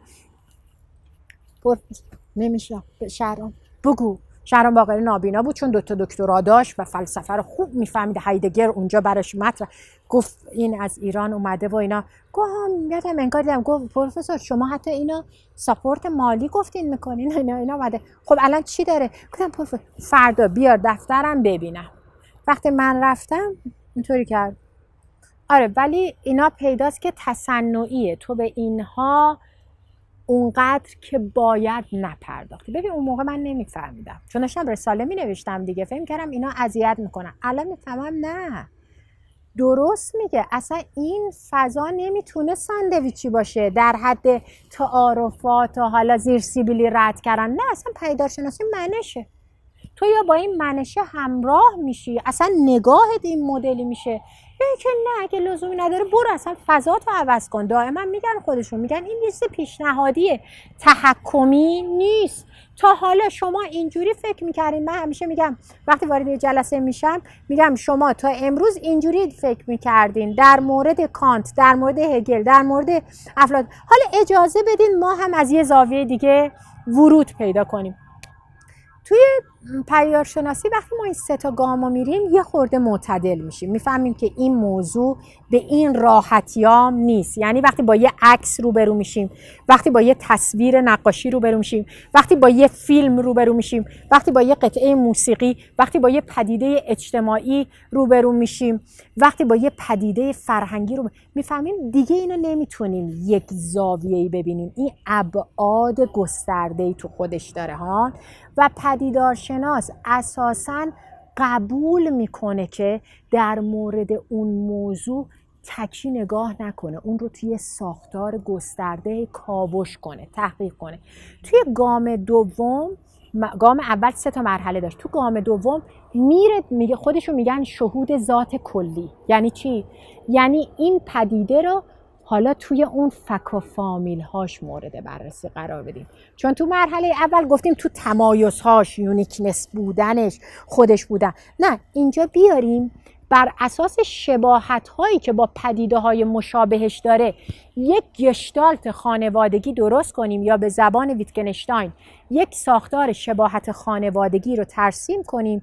از سیمیلاریتیز، از شباهت ها به ویژگی های ساختاری این نزدیک بشیم. فعلا رو ویژگی های ساختاری هم دست بگذاریم. ما حتی تو بحث‌های روانشناسی می‌دونیم که پدیدارشناسی اولین جایی که اصلا احساس نیاز کردن تو حوزه روانشناسی بود دیگه. می‌فهمیدن که در مورد روان انسان نمیشه به این راحتی گفت ایشون بایپولاره، ایشون در واقع اسکیزوفرنه، ایشون شیزوفرنه. شما رو نگفتم، فقط خودم. ایشون فلانه. چون ما حالا خوشبختانه من یه جای دیگه صحبت کردم، تهران، چند سال پیش خواهر خودم هم حضور داشتن. ایشون استاد من هستن و اصلا از خب تفاوت سنی 20 ساله و بعد ایشون دکترای روانشناسی که روانشناس مطرح، ایشون یکی از پوزیتیویستای مطرح دنیاست، خودش هم نشسته بود تا یکی میبینه او اسکیزوفرن، شیزوفرن، این وسواس جدی، اون هایپولا. من همش گفتم بابا این اتیکتا رو از کجا میزنین رو آدما؟ شما روانشناسی، متاسفانه روانشناسی تو ایران هنوز تو تابع روانشناسی تجربی مدرن، تو اروپا اینا شکستنش. گفتن اصلا نمیشه ما لیبل بزنیم، آخه آدما اینقدر روانشون پیچیده است، اصلا ساختاره. آفرین، 0 و 1. ولی تو ایران هنوز اون حالتها رو داریم، یعنی راحت در مورد هر چیزی لیبل زده میشه، در صورتی که پدیدارشناسی اولین جاهایی هم که خیلی تاثیرگذار بود تو این مباحث بود که اصلا روان انسان موضوعی نیست که شما راحت بتونین روش لیبل بزنین. پیچیده ترین موجود دنیا انسانه. انسانا اونقدر پیچیدن که همون وقتی داره یه چیزی میگه یه چیز دیگه تو ذهنشه. باورت میشه؟ یعنی اینقدر میتونه فیلم بازی کنه. اینجا داره برای تو از شرافت میگه، از صداقت میگه. همون وقت خنجر رو برداشته. یه چیز خنده‌دار بگم، الان جمعمون خیلی خودمونیه. ما توی یه جای زندگی میکردیم، مجتمعی بود، بعد همسایه ها ماشینا رو میگذاشتن. خب یه آقای همسایه داشتیم، یه آقای مهندس خیلی مرد محترمی بود. به من گفت خانم دکتر شما کتاب بیشعوری رو خوندین 10 سال پیش؟ گفتم آره خیلی خوبه و کاش که ما هممون اینجوری هر روز مرور کنیم، یکی اسکاولشین رو بخونیم 4 اثر و یکی بیشعوری خوبه. گفت واقعا ما کی میخوایم تو ایران پیشرفت کنیم؟ کی میخوایم واقعا؟ گفتم به خدا آقای من، آقا فردا اومدم دم ماشینم نصفش نی. گفتم وای خدا من چی شد؟ اوه منم که آره جیغ جیغ او حساس رو ماشین، به هیچ چیز دنیا وابسته نیستم غیر از ماشین. ای خدا توی تو، ای خدا. همسرم گفت باشه جنگ به پا نکن، میریم دوربینا رو زدن ببینیم آقای مهندسه. خدا شده همون مهندس. ببین به جان خودت که امیر حسین امین مثل بچه‌می 2-3 رو گذشته بود هیچی نمیگم. من اصلا تعطیلی بود. ببین 4 شنبه 5 شنبه جمعه، بعد مثلا شنبه اومدن وای ماشین همه میدونستن ماشین، وای ماشین. بعد همسرم زد و گفت که آره مهندس فلان. گفتم الان من میرم. گفت وای سو کجا میری؟ گفتم آخه این داشت دمده بیشعوری به من. گفت نه وایسا. زنگو زدم اومد پایین. گفت وای مهندس رو گفت خانم دکتر حالتون چطوره؟ گفتم خیلی ممنون آقای مهندس. کتابو خوندید؟ گفت آره شما خوندید. و همسرم گفت آقای مهندس زدیم تو دوربین شما زدین ماشین. راست میگی؟ گفت خودتون پشت ماشین بودی خانم که نبود، خودتون پشت فرمون. اصلا حواسم هم نبود. گفت بابا ماشین رفته فقط سپر زدین اینا گلگیر و اینا رفت. ای وای خانم دکتر بده من برم درست کنم. گفتم 100 درست که هیچی، خسارت افت قیمت هم من میگیرم. شما فکر بعد دیگه هر سری منو البته این تبدیل به یه جوک شده، خاطره خوبی شد. هر من میگم خانم دکتر کتاب بیشعوری خوندید؟ آره من خوندم ولی واقعا عمل بهش خیلی مهمه. هم من اونقدر صبور نیستم خدا شاید. گفتم هم من یه درجه بیشعوری دارم، فکر کردی من روح بزرگی دارم؟ الان میگم هیچ اشکال نداره، نه اصلا چنین چیزی نیست. هم شما قربونت برم میمدی این کار.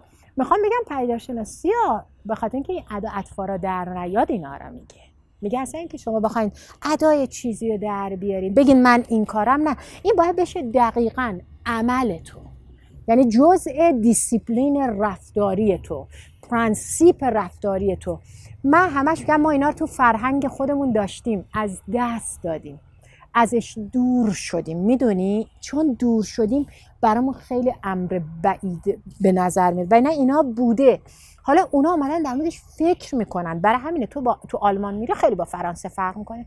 فرانسه هر کی به هر کی، تو اصلا وارد شو اصلا دیوونه نه بابا قربون ایران. اصلا پاریس با پیاده میشی دیوونه میشه. دفعه یه سیاه میاد سرت میچوفه میگی الان منو میزنه، دیوونه میشه. من باور کن از آلمان وارد پاریس شدم لرزه گرفتم. گفتم یه چیز هست هایی که اینجا خانه است. آلمان یه امن یه حالت، اون فرانسه هر کیه، یعنی اصلا یه چیز عجیب و غریبه. توی فضاهاشون اینا رو جا انداختن. یعنی اینی که ما داریم صحبت میکنیم، این فضایی که منششون اون خودشون رو اتونوموس، خود انگیخته به یه چیزهای پایبند کنن، اینا رو جا انداختن و این خیلی مهمه که ما حالا نمیگم 70%، نمیگم 60%، ولی یواش یواش عادت کنیم یه چیزایی رو برای خودمون نهادینه کنیم. پریروز یکی از دوستان ما، آدم خیلی معتبری هم هست، دکتر میشناسن، ایشون رئیس خدمات شهری بوده، با خدمات موتوری بوده و اینا، داشت به من برادرشون میگفت که ایشون آدم خیلی مهمی بود همه، ولی هیچ وقت موفق نبود که برای خودش یه خونه زندگی یه چیزی. ببین چی و با چی مقایسه میکرد. یا گفت نه اینجوری میگه. گفتم ببین اصلا شما نمیتونین جمله هایی که داره میگه رو با کارکردش مقایسه کنین. شما عمل کرده یک آدم رو نباید بذارین روی موفقیتش رو که الان خونه داره. اینا چیه که ما داریم؟ میگه نه خیلی هم صحبت میکنه. گفتم چون شاید با شما نمیتواند آنگونه که شاید و باید صحبت. گفت نه با خیلی حرف میزنه. گفتم نه منظورم حرف عادی نیست، اون حرفی که خب مراسم شاد شد دیگه، حالا با کیک و دستتونم درد نکنه. خیلی ممنون، خیلی متشکرم، مرسی. بله عزیزم، خیلی ممنون، قربونتون. بله بله چشم. مرحله اول 3 تا، ببین من یه دفعه میگم گام یا مرحله درستش میکنم، شما هم یادم بیارین چون این تفلکا. خیلی ممنون. بله توصیف که اونم سلبی. حالا وقتی میخوایم بنویسیمش، پس گام اول 3 مرحله داره. گام اول رو مینویسیم پژوهش درباره پدیده خاص ها، مثلا من در مورد خانم، شما در مورد فقر، ایشون در مورد کودکان، ایشون در مورد ازدواج، مثلا هر کی در مورد یه چیزی داره. خب این گام اول که 3 مرحله داره، مرحله اول از گام اول چی بود؟ شهود یا مشاهده پدیدارشناسانه که داشت به ما یاد میداد که دم دستی دیدن نیست، همینطوری دیدن نیست، نه، تعمق ورزیدن و شباهت ها و تفاوت هاش رو با پدیده های مشابهش پیدا کنیم. اول اینکه بریم پدیده های مشابهش تا حدی که میتونیم و بعد چون بعد فرهنگ زبان کمکمون. توی مرحله دوم از گام اول رفتیم رو تحلیل پدیداری که زبان به ما کمک میکرد، ترمینولوژی، اتیمولوژی. یعنی اگه بخوایم 2 تا کلید واژه برای خودمون علامت گذاری کنیم، اصطلاح شناسی و ریشه شناسی.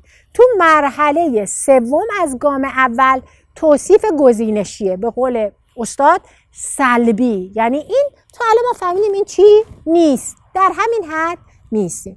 میریم توی گام دوم. گام دوم رو میگن شهود ذوات کلی. شما شربتتون رو میل بفرمایید، من براتون میگم بعدم تکرار میکنم.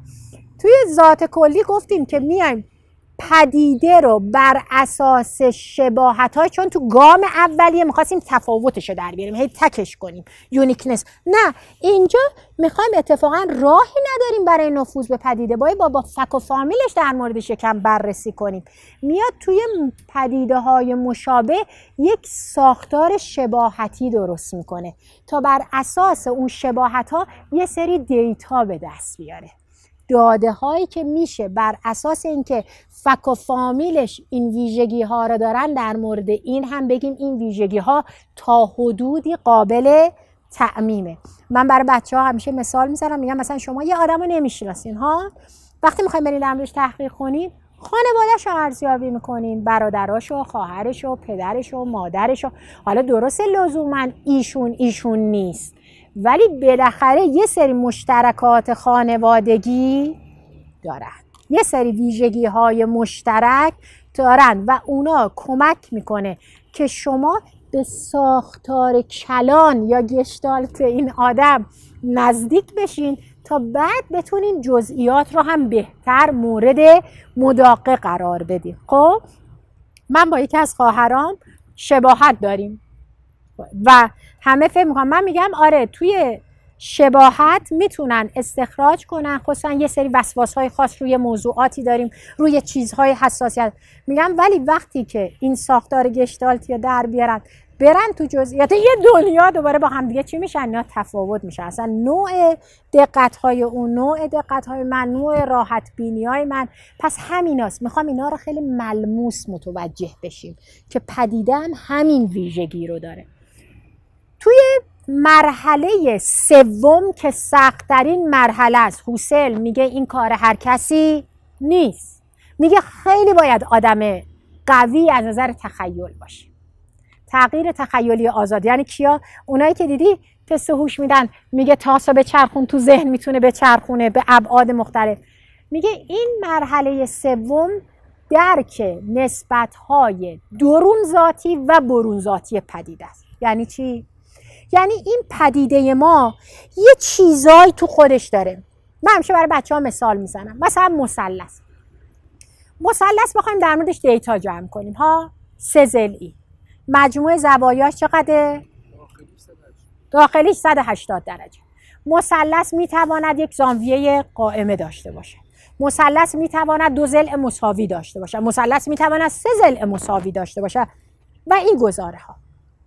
آیا همه اینها نسبت‌های ضروری مثلثن که اگر نباشن مثلث شل میشه میفته؟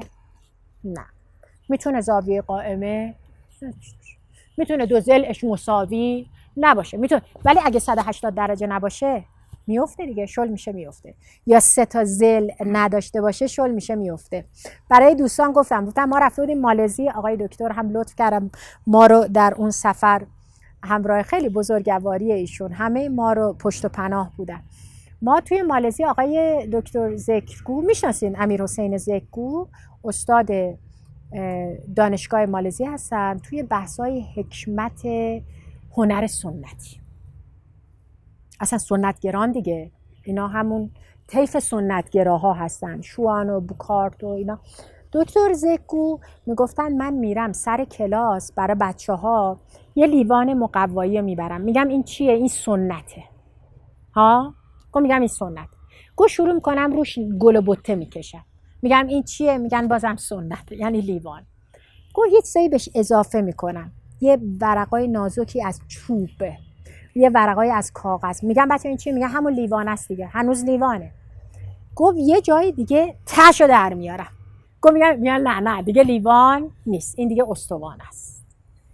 دقیقاً میخوام از اون استفاده کنم. اینجا ما وقتی میایم توی درک نسبت‌های ذاتی، یعنی کدوم ویژگی هان که اگر پدیده اونو نداشته باشه دیگه لیوان نیست میفته. احسنت، بحث کوره، اون هسته ذاتی. اصلا همه این نکته پدیدارشناسا اینه که ما دنبال یه کوری، یه هسته‌ای که همه اینا با هم معنادار میشن کنار اون هسته ها.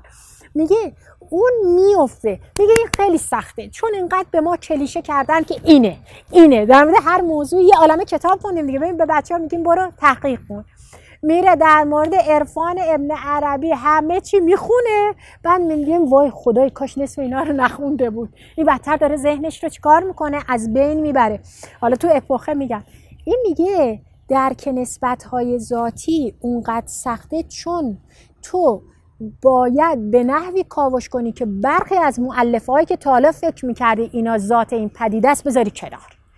حذف برخی مؤلفه ها، جایگزین کردن برخی مؤلفه های دیگر.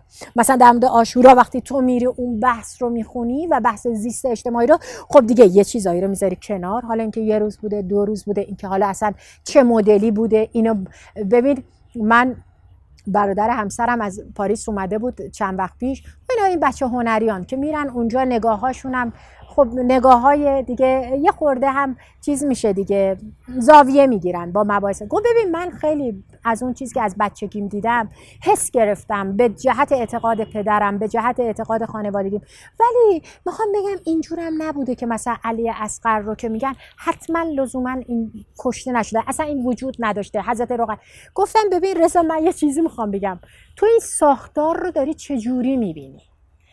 یه کوری تو اینجا میبینی که یه حق انسانی نادیده گرفته شده، یه آدمی از یه خاندانی که خود این خاندان رو به عنوان خاندان نبی، سرپرست، ولی قبول کردن، اصلا حق زیست رو دارن میگن. یا رفتی تو جزئیات که الان من میگم مثل ببخشین نعوذم بالله، نه خب نه این تو مراسم اون یکی گریه نکرد، جز این خانواده نیست، ایشون گریه کرد، یا این با این لباس. گفتم همینقدر مسخره است که تو توی جزئیاتی بری که اون اصله رو فراموش کنی. من موضوع اینه که توی پدیدارشناسی میگه شما موظفین در مورد پدیده و نسبت‌های ذاتیش تا جایی تحقیق کنین که متوجه بشین یه سری چیزایی که تا حالا خوندین، باورتون بوده، پیش داوری هاتون بوده، تعصباتتون بوده، اینها ذاتی پدیده نیست.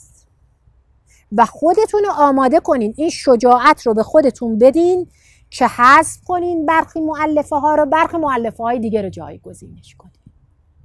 این حذف، تعویض، جرح و تعدیل خیلی سخته، برای همین میگه این مرحله سخت ترین مرحله است. حالا این درون ذات خودش، از یه طرف دیگه این فک و فامیلاش، ما تا حالا فکر میکردیم اون چیزی که A رو به B داره لینک میزنه، اون چیزی که A رو به C داره لینک میزنه، اون چیزی که A رو به D داره لینک میزنه، بر اساس این ویژگی است. نه، در مورد اینا هم باید تجدید نظر کنیم.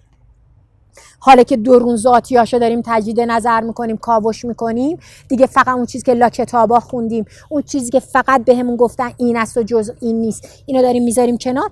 در مورد روابط بیرونیش هم دوباره بازنگریه. پس خود این مرحله سوم گام سوم 2 مرحله داره. یکی در واقع تجدید نظر یا بازبینی در نسبت‌های درون ذاتی، یکی نسبت‌های برون ذاتی.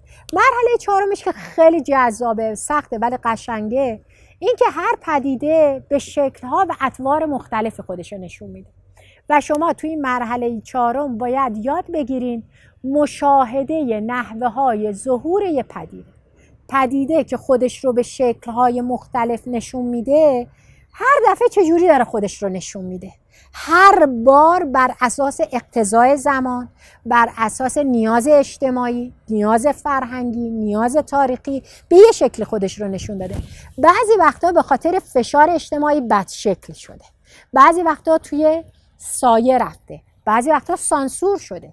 پدیدارشناس خودش رو موظف میدونه که پدیده رو مثل یک مکعب ببینه که فقط این زاویه جلوی چشمش تا نوک بینیش رو نبینه، متوجه باشه که این زوایای فرو رفته، زوایای بد شکل شده یا از ریخت افتاده داره. من به بچه‌ها میگم مثلا وقتی ما داریم در مورد معماری ایرانی کار میکنیم، در مورد نگارگری ایرانی کار میکنیم، یه جاهای اینقدر تحکمی معنویت رو به اینا نسبت میدیم انگار نگارگری ایرانی سراپا بازنمود امر قدسی است. یه جاهای سنتگرایان دچار این خطا میشن، یعنی انگار هر آنچه که در ممالک اسلامی یا در تاریخ بعد از اسلام ایجاد شده، تو گویی که حیلیش امر قدسی داره خودش رو اینجا چیکار میکنه؟ نشون میده. این نگاه همون نگاه تکسویی است، یعنی بدون کاوش. در صورتی که ما همینجا توی کاخ 40 ستون جاهای دیگه نگاره هایی رو داریم که این نگاره ها هیچ المان دینی نداره، اصلا یه جاهایش بزمیه، یه جاهایش به شدت اصلا با شعائر ما سازگار نیست، تحت تاثیر فرهنگ رنسانس و اینا وارد شده. بنابراین شما نمیتونید به اینقدر تحکمی وقتی دارین در مورد نگارگری ایرانی بگین نگارگری ایرانی سراپا معنویت است ولا غیر. این سراپا این است ولا غیر. میگه یادمون باشه زوایای مختلفی داره. یه چیزایش هست یه زمانی به عمد جبر تاریخی کمرنگ میشه، فشار سیاسی، فشار اجتماعی کمرنگ میشه. من برای بچه‌ها مثال زدم، ما یه عکس داریم تو خونمون که شما هم همه دارین، چون دیگه آخرای حرفمه بذارین براتون. ما یه عکس داریم، شما هم دارین همتون، عکس مشهد که میرفتن مشهد، چقدر خوب میخندید. نه من هنوزم که میرم اونا رو پیدا میکنم، خداشو اینقدرم خوب میشه. هر سال آدم همون حس میگیره، فکر میکنم مثلا الان مادر بزرگم، من پدر. ببین من توی عکس خیلی داستان میبینم. توی عکس یه خانوادن، خب مامانم رو تشخیص میدم، خب این مامانمه، بچه‌ها رو تشخیص میدم، یه عالمه بچه. خب نظام خانوادگی داره نشون میده اون موقع. الان ما هممون یکی بچه به زور دنبالمونه، بعضی هم که بچه ندارن، بعضی هم که متاسفانه تو فرهنگ امروزی به بچه میگن بهم نگو مامان، بگو گوگی، بگو نازی، بگو فلان، که ما معلوم نباشه مامان و بچه میخوان بدونی. اینا همه پدیده ها. بعد ما تو جا مادر میبینیم، مادری که یه 600 تا مثلا رو پاش نشستن، یه پیرمردی که پدرمونه، یه خانم مسنی که مادرمونه. چقدر جذابه. ببین پدرمون، مادرمون، مامانمون با یه عالمه بچه. خیلی این عکس میتونی همینطور دیدی، دیدی عکسای قدیما رو میرفتن مشهد از عکسای مسخره میگرفتن. یه بار نه، تو میخوای اصلا اینو تحلیل کنی، این طور میبره به فضای اجتماعی سال اون دهه 40 ها، این میبره به نظام خانوادگی، وجود پدر بزرگ پدری، مادر بزرگ مادری، امنیتی که نسبت به هم داشتن. الان اصلا این آدما هم دیگه میبینن پدر بزرگ پدری با که پاشن دیگه با هم برن مسافرت، چقدر حرف و نقل درست بشن.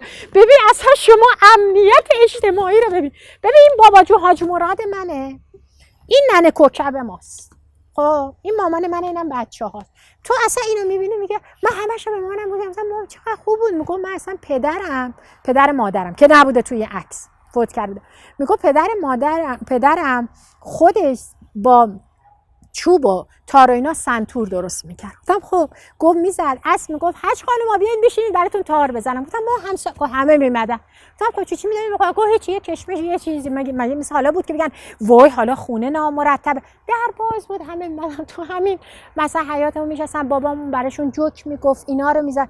گفتم واقعا هر چی فکر می‌کنم ببینم اینقدر مناسبات پیچیده شده که آدما نه امنیت اجتماعی دارن، نه امنیت فکری نسبت به هم دارن. حالا این فضای اجتماعی شد.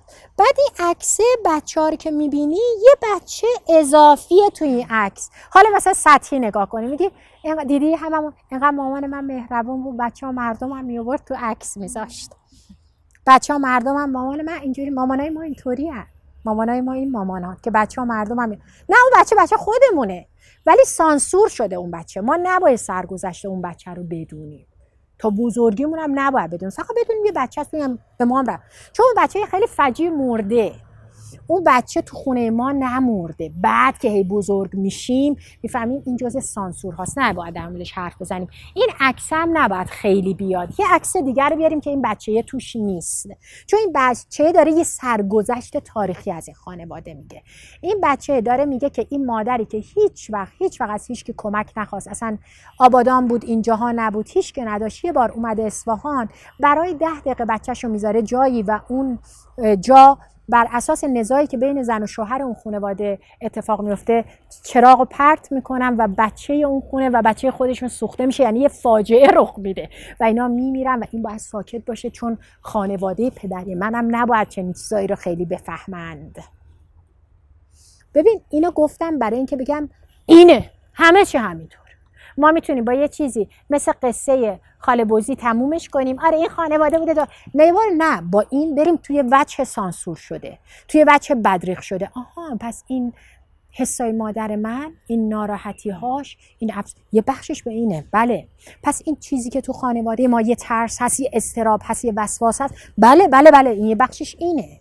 این که نمیشه پس به کسی اعتماد کرد، ما همه کارامون رو می‌خوایم خودمون انجام بدیم، یه بخشش تو این پیچیده. ببین این یه موضوع روانی پیچیده میشه که تو باید وقتی بفهمیش وقت میتونی مدیریتش کنی، میتونی باش روبرو بشی. پدیدارشناسا تو گام سوم میگن شما میتونی با این چیز خیلی راحت رد بشین و بگین این است و جز این نیست و ذاتیاتش هم همینه. این یه عکس مال سال 42، این گزاره ذاتیشه، این یک خانواده است، اینها بزرگترهای خانواده هستن، مادری که همه بچه ها را دوست داشت، در عکس از بچه همسایه هم استفاده کرد گزاره. ولی وقتی داستانی میفهمی یه سری گزاره ها رو حذف میکنی، یه سری گزاره های دیگه. این قسمت مال 3 بود که گفت و بعد تو نحوه های ظهورش تو دوباره با توجه به اون تاریخچه‌ای که میدونی دیگه اون وجوه در سایه رفته سانسور شده. خود پدیدارشناسا میگن پدیدارشناس اصلا آدم ترسویی نیست، آدم محتاطی نیست، آدم محافظه‌کاری نیست. برای خودشه، چون خودش داره تحقیق میکنه و میخواد به ذاتش نزدیکتر بشه، تلاش میکنه که بره جلو. توی گام بعدی ما میگیم که کاوش در تقویم پدیدار یا کاوش تقویم پدیدار در آگاهی. همه اتفاقات داره اینجا میفته، در آگاهی من، آگاهی که از جهان جدا نیست، آگاهی که از چیزهایی که میشناسه جدا نیست.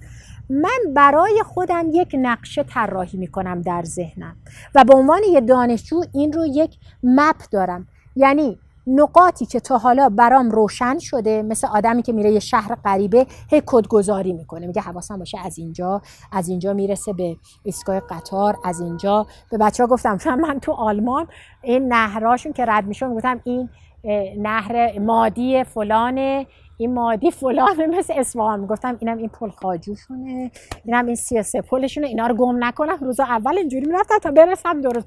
میگه دقیقاً اون توی گام 5 پدیدارشناسی شما چنین چیزی رو طراحی میکنین، یعنی متوجه میشین پدیده نیاز به یک نقشه بسته نه، نقشه راکت نه و صامت، یه نقشه در آگاهی شما داره که یه وجوهش تا حالا براتون آشکار شده، یه وجوه دیگهش برای شما مجهوله.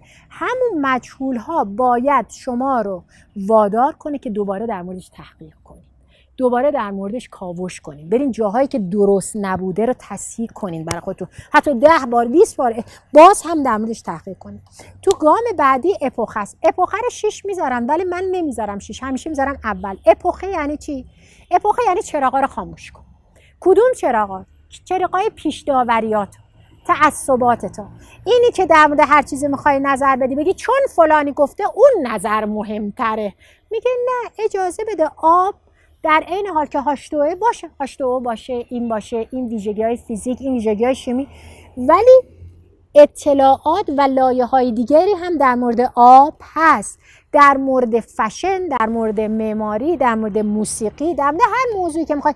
بدون که هر آنچه که تا حالا گفته شده و به عنوان کلیشه های ذهنی، پیش تصورات، پیش داوری ها، الگوهای غالب شده برای شما قرار گرفته شده، فقط اینها نیست. اینا رو فعلا تو پرانتز بگذار تا ببینیم چه چیزهای دیگری رو میتونیم در موردش دریابیم. حالا اینا همین طوری گذاشتن شد، ولی این در واقع اصل ماجراست. همون اول ما باید این گونه نگاه کنیم. و گام آخر تفسیره. تفسیر یا همون هرمنوتیک. حالا اون یعنی چی؟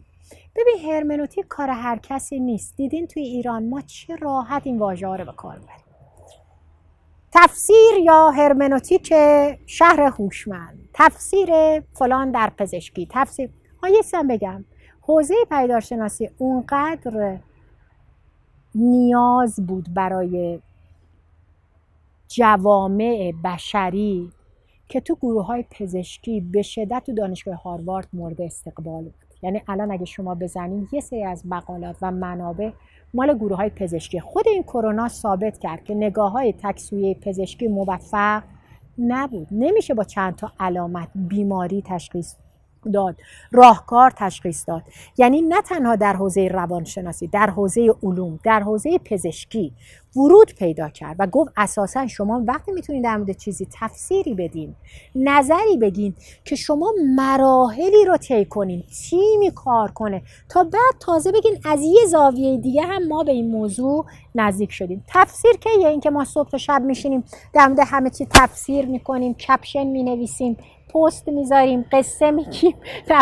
تفسیر که سخت در این مرحله است و آخرین مرحله است، اونجاییه که شما بر اساس اون چیزهایی که تا الان تو این 5-6 مرحله به دست آوردین میگین به چه چیزها یا لایه‌هایی رسیدم که قبل از این به اینها اصلا فکر نکرده بودم. و اینا همه باید مستندم باشه.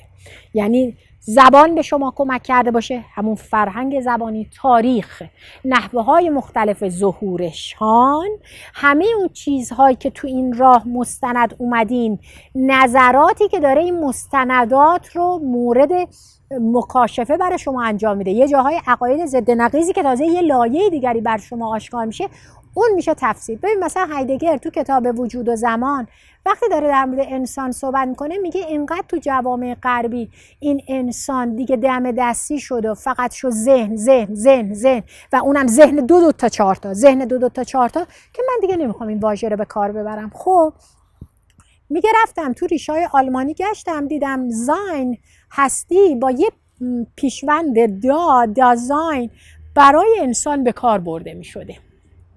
و حالا توضیحاتش، و من این رو میذارم به خاطر اینکه هر وقت میخوام در مورد انسان فکر کنم دیگه با ذهن انتزاعیش فکر نکنم، با ذهن فرمولی فکر نکنم، بلکه به عنوان یه فضای باز، یک روشنگاهی که این امکان رو داره که از هستی سوال پرسش کند، پرسشگر باشد. بنابراین داستان خب این تا اینجا میاد.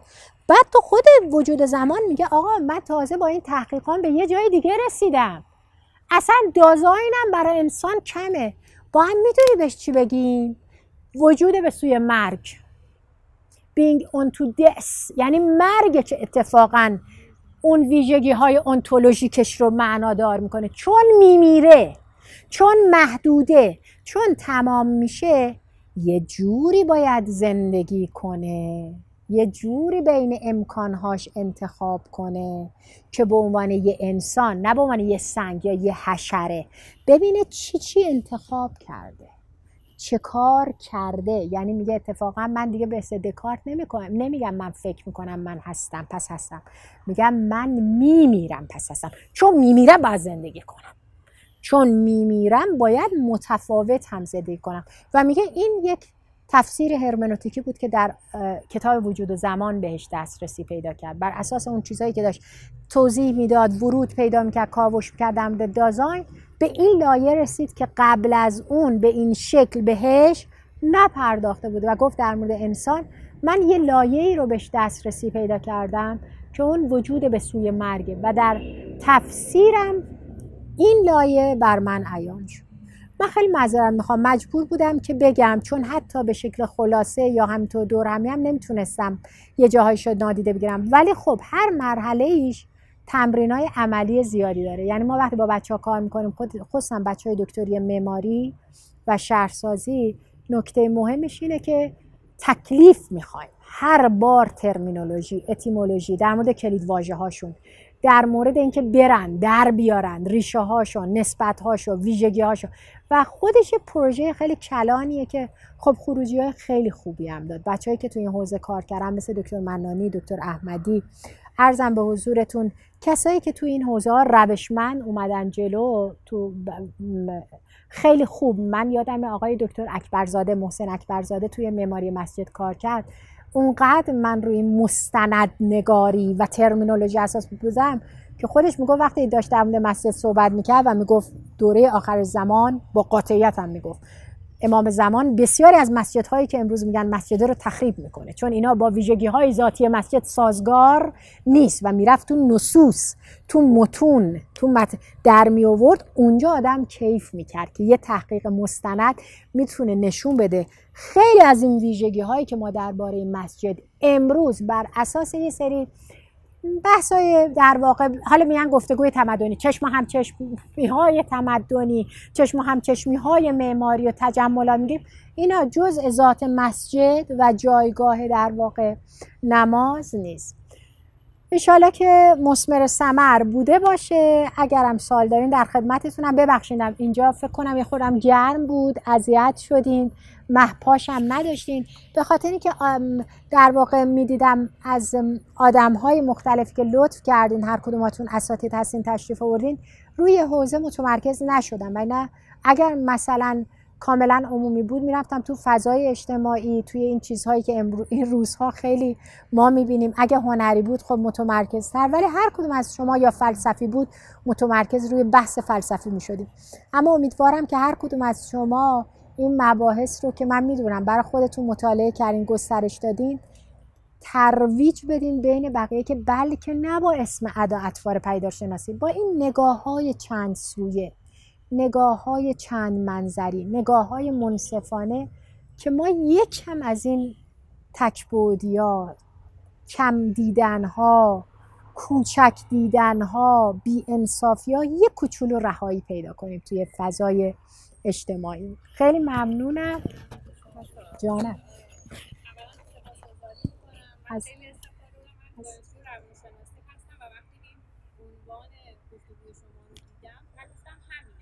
اگر چون دیدم که دانشگاه هنر اسلام هست در حوزه معماری میخوام صحبت بکنن، ولی من به عنوان کسی که دارم روانشناسی میکنم حتما یه چیزی دستگیرم بیارم عزیزم. بله درسته، کاملا پدید روانشناسی توی روانشناسی هم خیلی مسئله و خیلی با ارزشه. یه سوالی ذهن من همیشه درگیر میکنه، مثلا الان به همین مسجد اشاره کردیم و اینکه ما اومدیم ذات رو دستکاری کردیم، تغییر دادیم. همیشه وقتی به گذشته و به قدیم برمیگردیم قدیمی ها انگار هر چیزی رو در جای درست خودش بکنیم و انگار کار ما جدید هایی بوده که بیایم تحقیق کنیم، یه سری وجوه دیگه هم بهش اضافه کنیم. سوال من اینه اگر بتونم درست مطرحش کنم، ویژگی و مشخصه انسان ها در قدیم چی بوده که انگار هر چیزی رو به درستی و در جای خودش، حتی همون کلمه و تحلیل زبانی که فرمودیم، وقتی میگیم نگاه میکنیم این ریشه، اصلا این کلمه رو چطوری ساختن، این ریشه واقعا در جای درست خودش میکنه. ویژگی چی بوده، چیه که ما نداریم و چطوری میتونیم برسیم به اینکه ما هم الان یه چیزهایی رو، یه پدیده هایی رو بیاریم که همونقدر ذات درست و سر جای خودش دارن.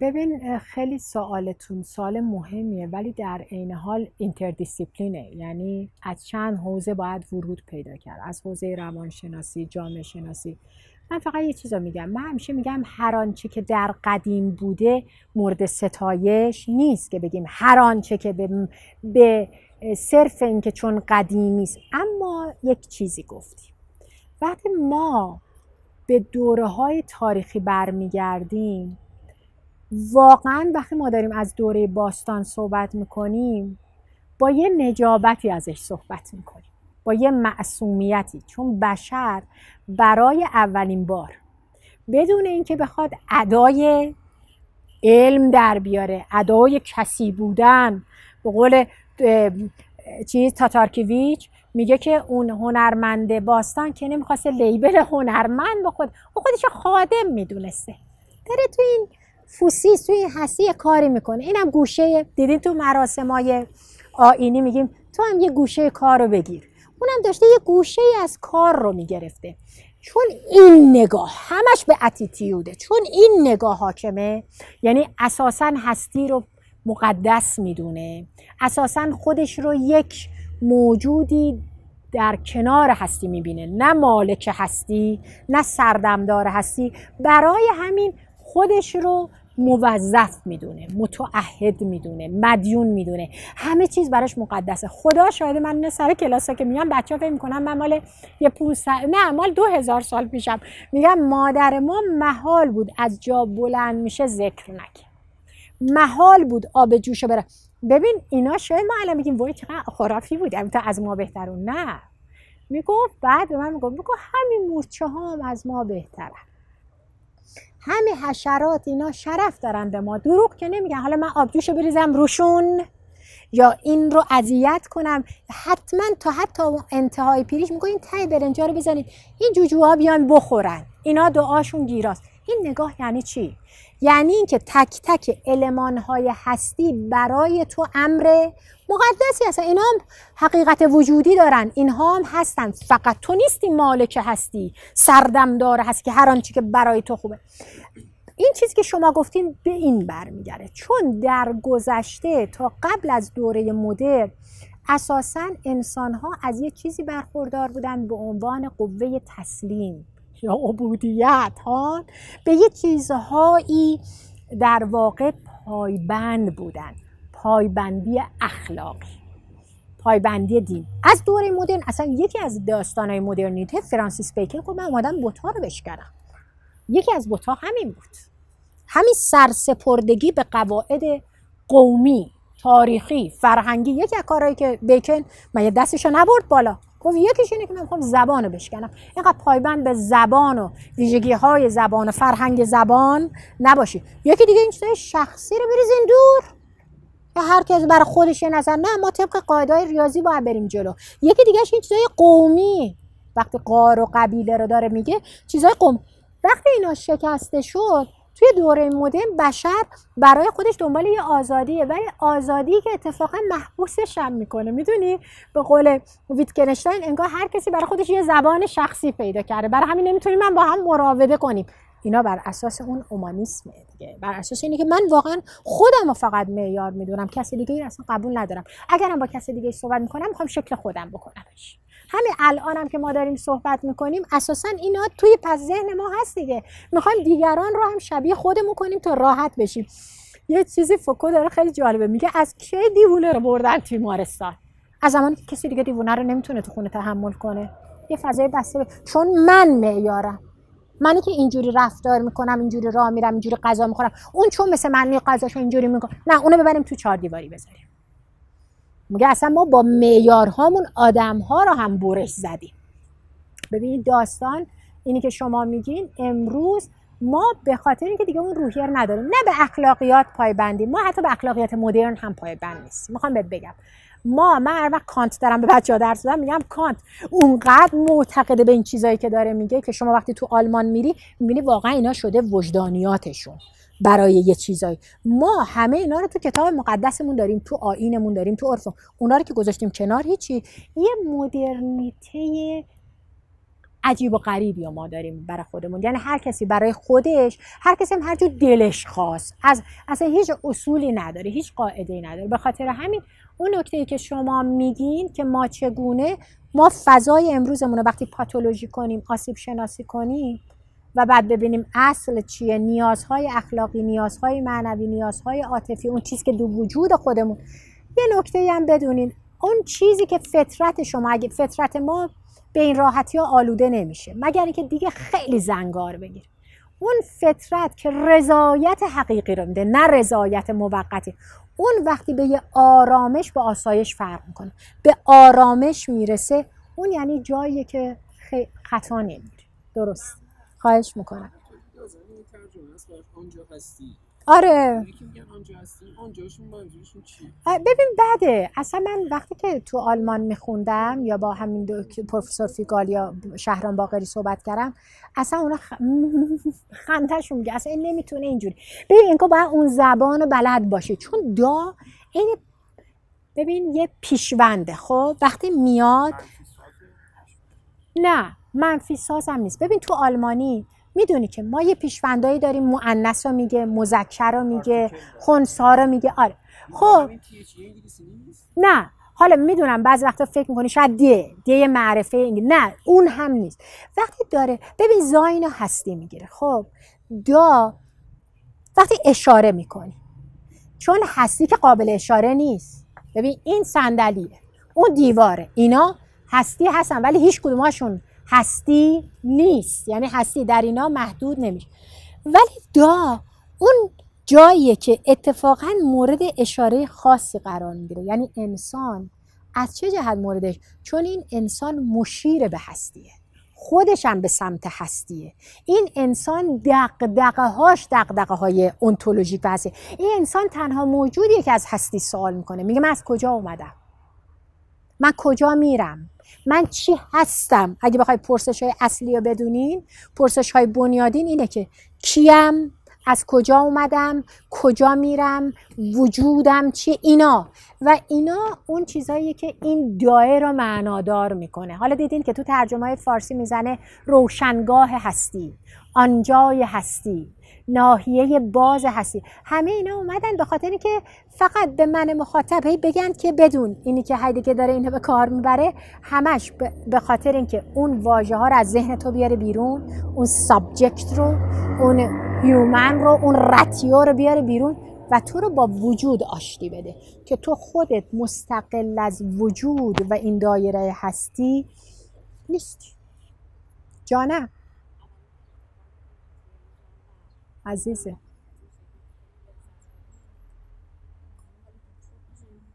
بریم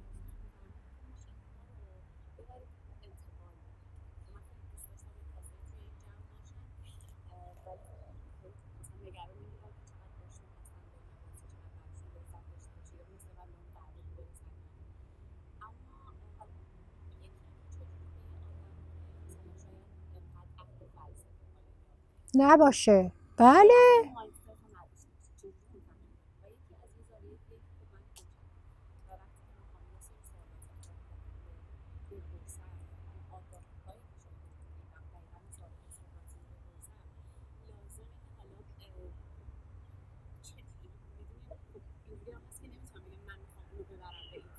نه، اولا که اصلا نمیتونی این رو ظاهر کنی. بله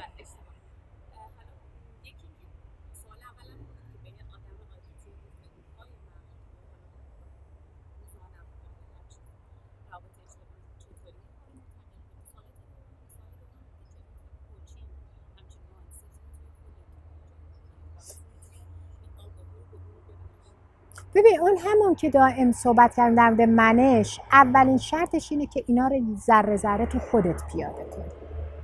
ببین من یه مثال برات میزنم. تو میری باشگاه بدنسازی میری یا باشگاه، یکی دیگه میره بازار ها، من میرم کوه، من روزا 2-3 ساعت کوهم.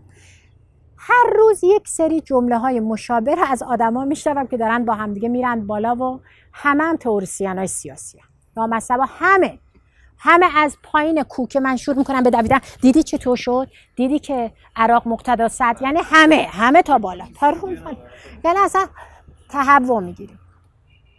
تا حتی آدمای علمی رو اونجا میبینم.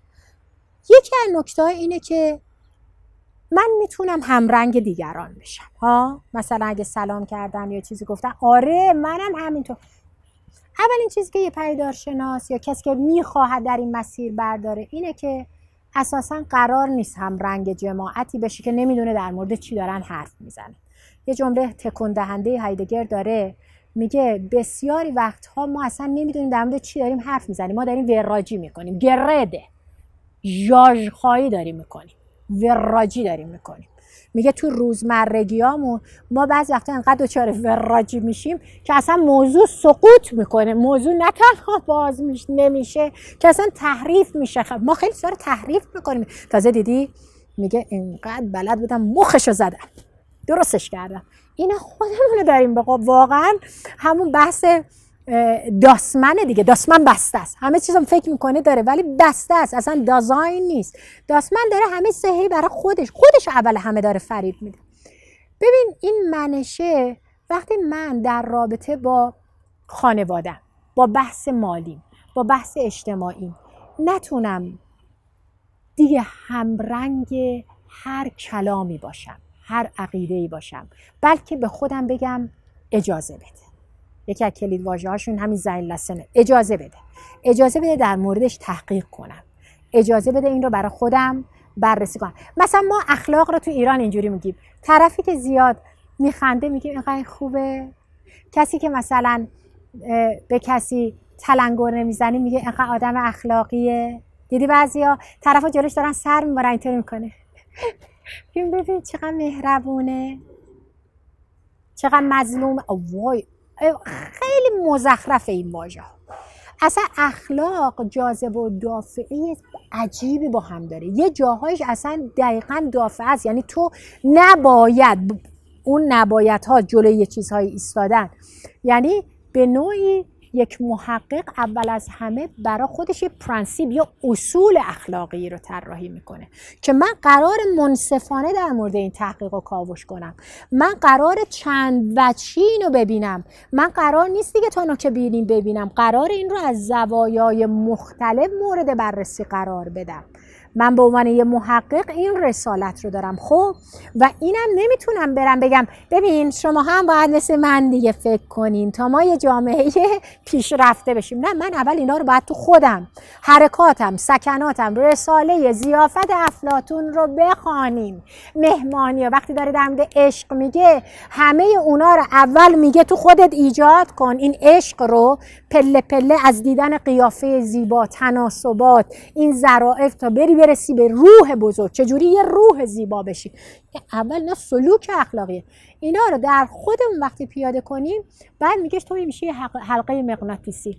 یواش یواش دیگری حتی شاید از نظر ایدئولوژیک هم با تو یک عقیده نیست ولی میگه خب این آدم داره راهشو میره، انگار در فضای آرام و امنی داره میره و انگار در مورد هر چیزی هم وقتی صحبت میکنه میبینم من هم وقتی اینجوری نگاه میکنم موضوع رو میتونم از زوایای مختلف مورد بررسی قرار بدم.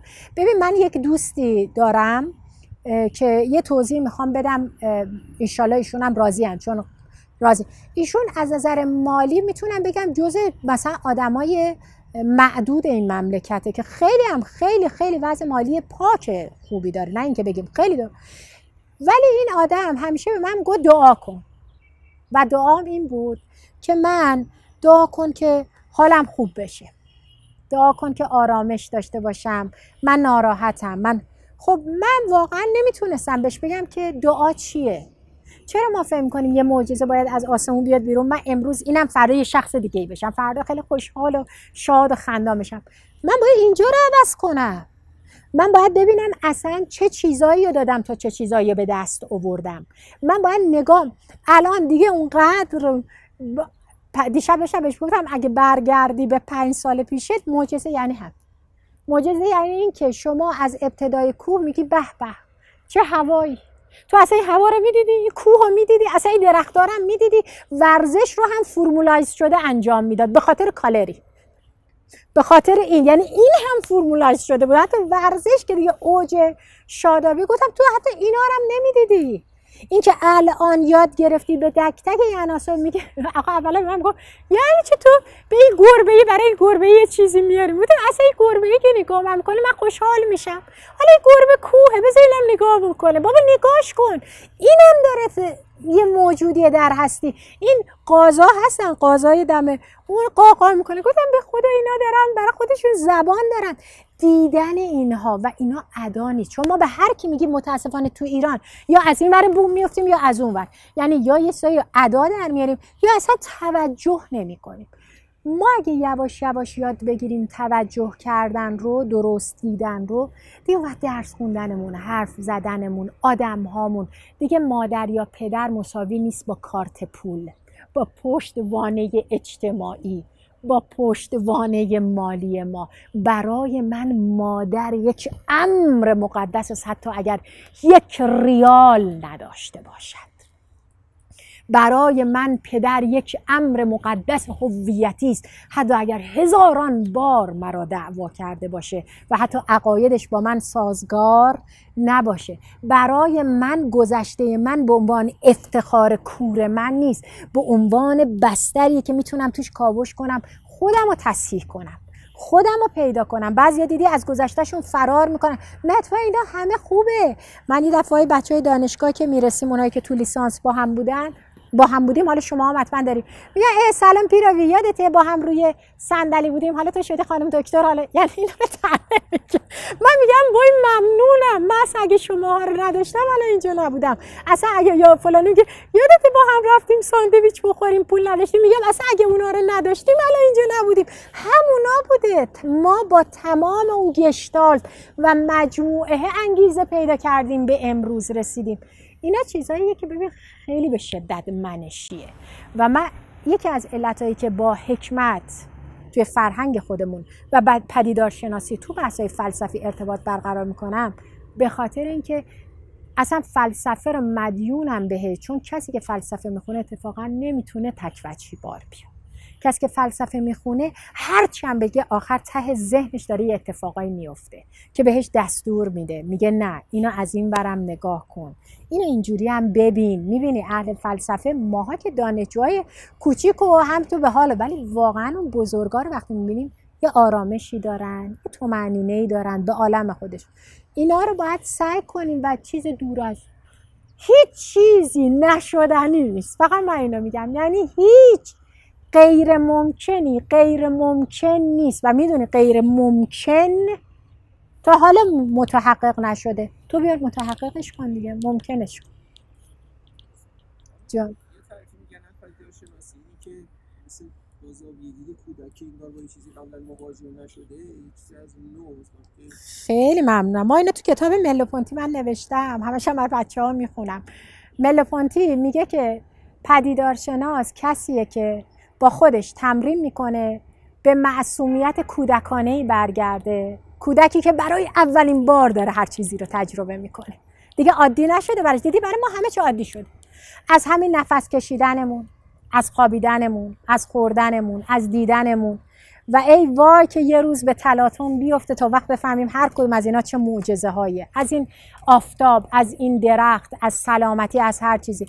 میگه پدیدارشناس خودش رو موظف میکنه به یک تیزبینی یا ذکاوت چند سویه، اما با حیرت و پرسشگری یک کودک. نگاه کودکانه، نگاه معصومانه یک کودکی که دائم پرسشگره، تکلیف هیچ چیزی تموم نمیکنه. من همیشه یه جمله از شوپنهاور برای بچه‌ها میگم، چون این جمله تو پدیدارشناسی خیلی کار داره. میگه آدمایی که دنبال یه صندلیان اینجوری بشینن، اینا کسایی که میخواد تکلیف همه چیز تموم کنن پرتش کنن اونور. میگه اینا نابغه ها نیستن، اینا همون حسابگران. آدمی که دنبال یک تفکر جنون متفکرانه است، دنبال یه صندلی راحت برای نشستن نیست، پرسش میکنه، تحقیق میکنه، کاوش میکنه. و این اتفاقا چیزی که تو پدیدارشناسی جزء هم مشاهده است هم اپوخه. آره. و همین که انگار چیز جدید نوع عجیب، اصلا تعجب کنی. بله بله.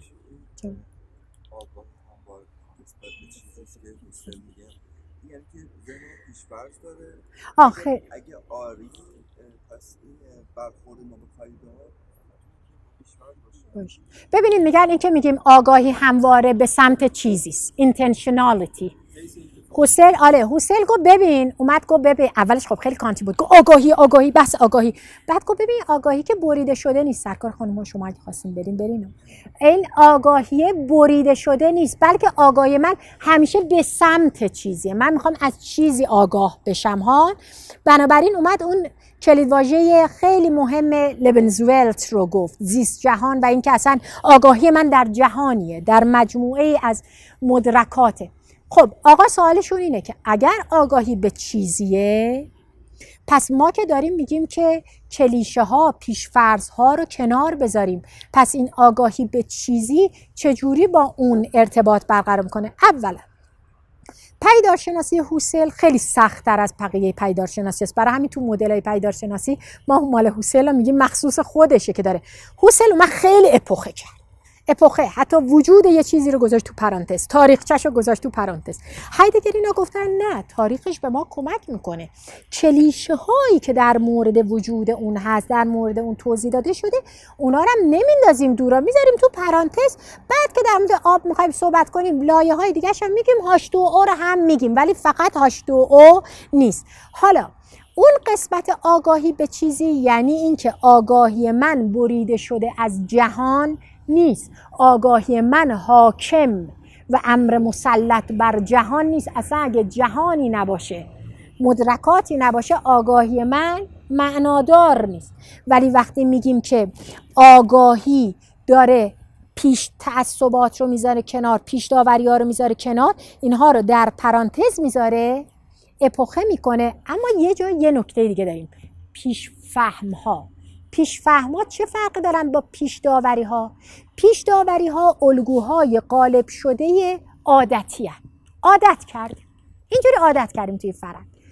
پیش فهم ها که گادامر ازش حرف میزنه، هایدگر، کاملا فرهنگی هستند. اونا در دسترس همگان به همین حالت عادتی نیستن. پیش فهم ها چیزهایی هستند که زمانی که من دارم، حتی میگه ببین، هایدگر میگه تو میگه میز قهوه‌ای است، تو وقتی است و به عنوان یه واژه ربطی بین میز و قهوه میفهمی که اصلا یک پیش فهمی از هستی داشته باشی ها. حتی یه بچه هم وقتی میگی مامان هست، بدون اینکه بخواد اینو تو گزاره ببره تبدیلش کنه به کلیشه ها، از هست بودن مادرش یک پیش فهمی داره، یعنی بدون اینکه بخواد این رو خیلی علمی بفهمه، که اون پیش فهم های فرهنگه. ولی آگاهی به یعنی آگاهی از جهان جدا نیست، اما اون کلیشه های عادت شده رو ما تعلیق میکنیم. خواهش میکنم آقای خلیفه سلطانی بفرمایید. مهندس قربونت. اولی که این هفتگانی که اسپیلبرگ گفته، من میدونم که از زمانی که گفت این اولین هفتگان داشتیم، بعد پیداشناسایی این هفتگان کار میکردن، یا اول پیداشناسایی شمسی سر هایدگر اینها کار کردن و بعد اسپیلبرگ اومد این رو برای دانشگاهی ها گفت. آره چون مثلا با توی پس کنید تو سری سپس اول یه سری توسلی زده شد و به گوش مطمئن آفرین. بعد اومدن خانمش کردن که ما از استفاده میکنیم، مثلا با توی شیمی اول فرمولا رو میدیم، اگه اینو تو این دماغایی حد کنیم به این میرسیم، پس این که میشه دست و کار و از اون استفاده میکنیم که البته خودم هم هستن این که اسپیلبرگ بعد این کار کرده، به خاطر اینکه اصلا پیداشناسی هم نکنیم کار زدیم، اصلا دنبال ساندویچ کردن نیست. دقیقا همینه، درست هم متوجه شدی. چون اولا که ببین پیدارشناسا لزوما همشون مثل هم نیستن، لزوما مثل فرمول گام اول گام دوم نیست، هزاران بار میرن و برمیگردن، خودشون میگن این اصلا مسیره، این متد نیست، چون متد فرموله، متد خروجی مدرنیته است، ولی میگن اصلا پیدارشناسی متد نیست، راه وگه، و این وگه این اجازه رو به تو میده که بری برگردی جرح و تعدیل کنی.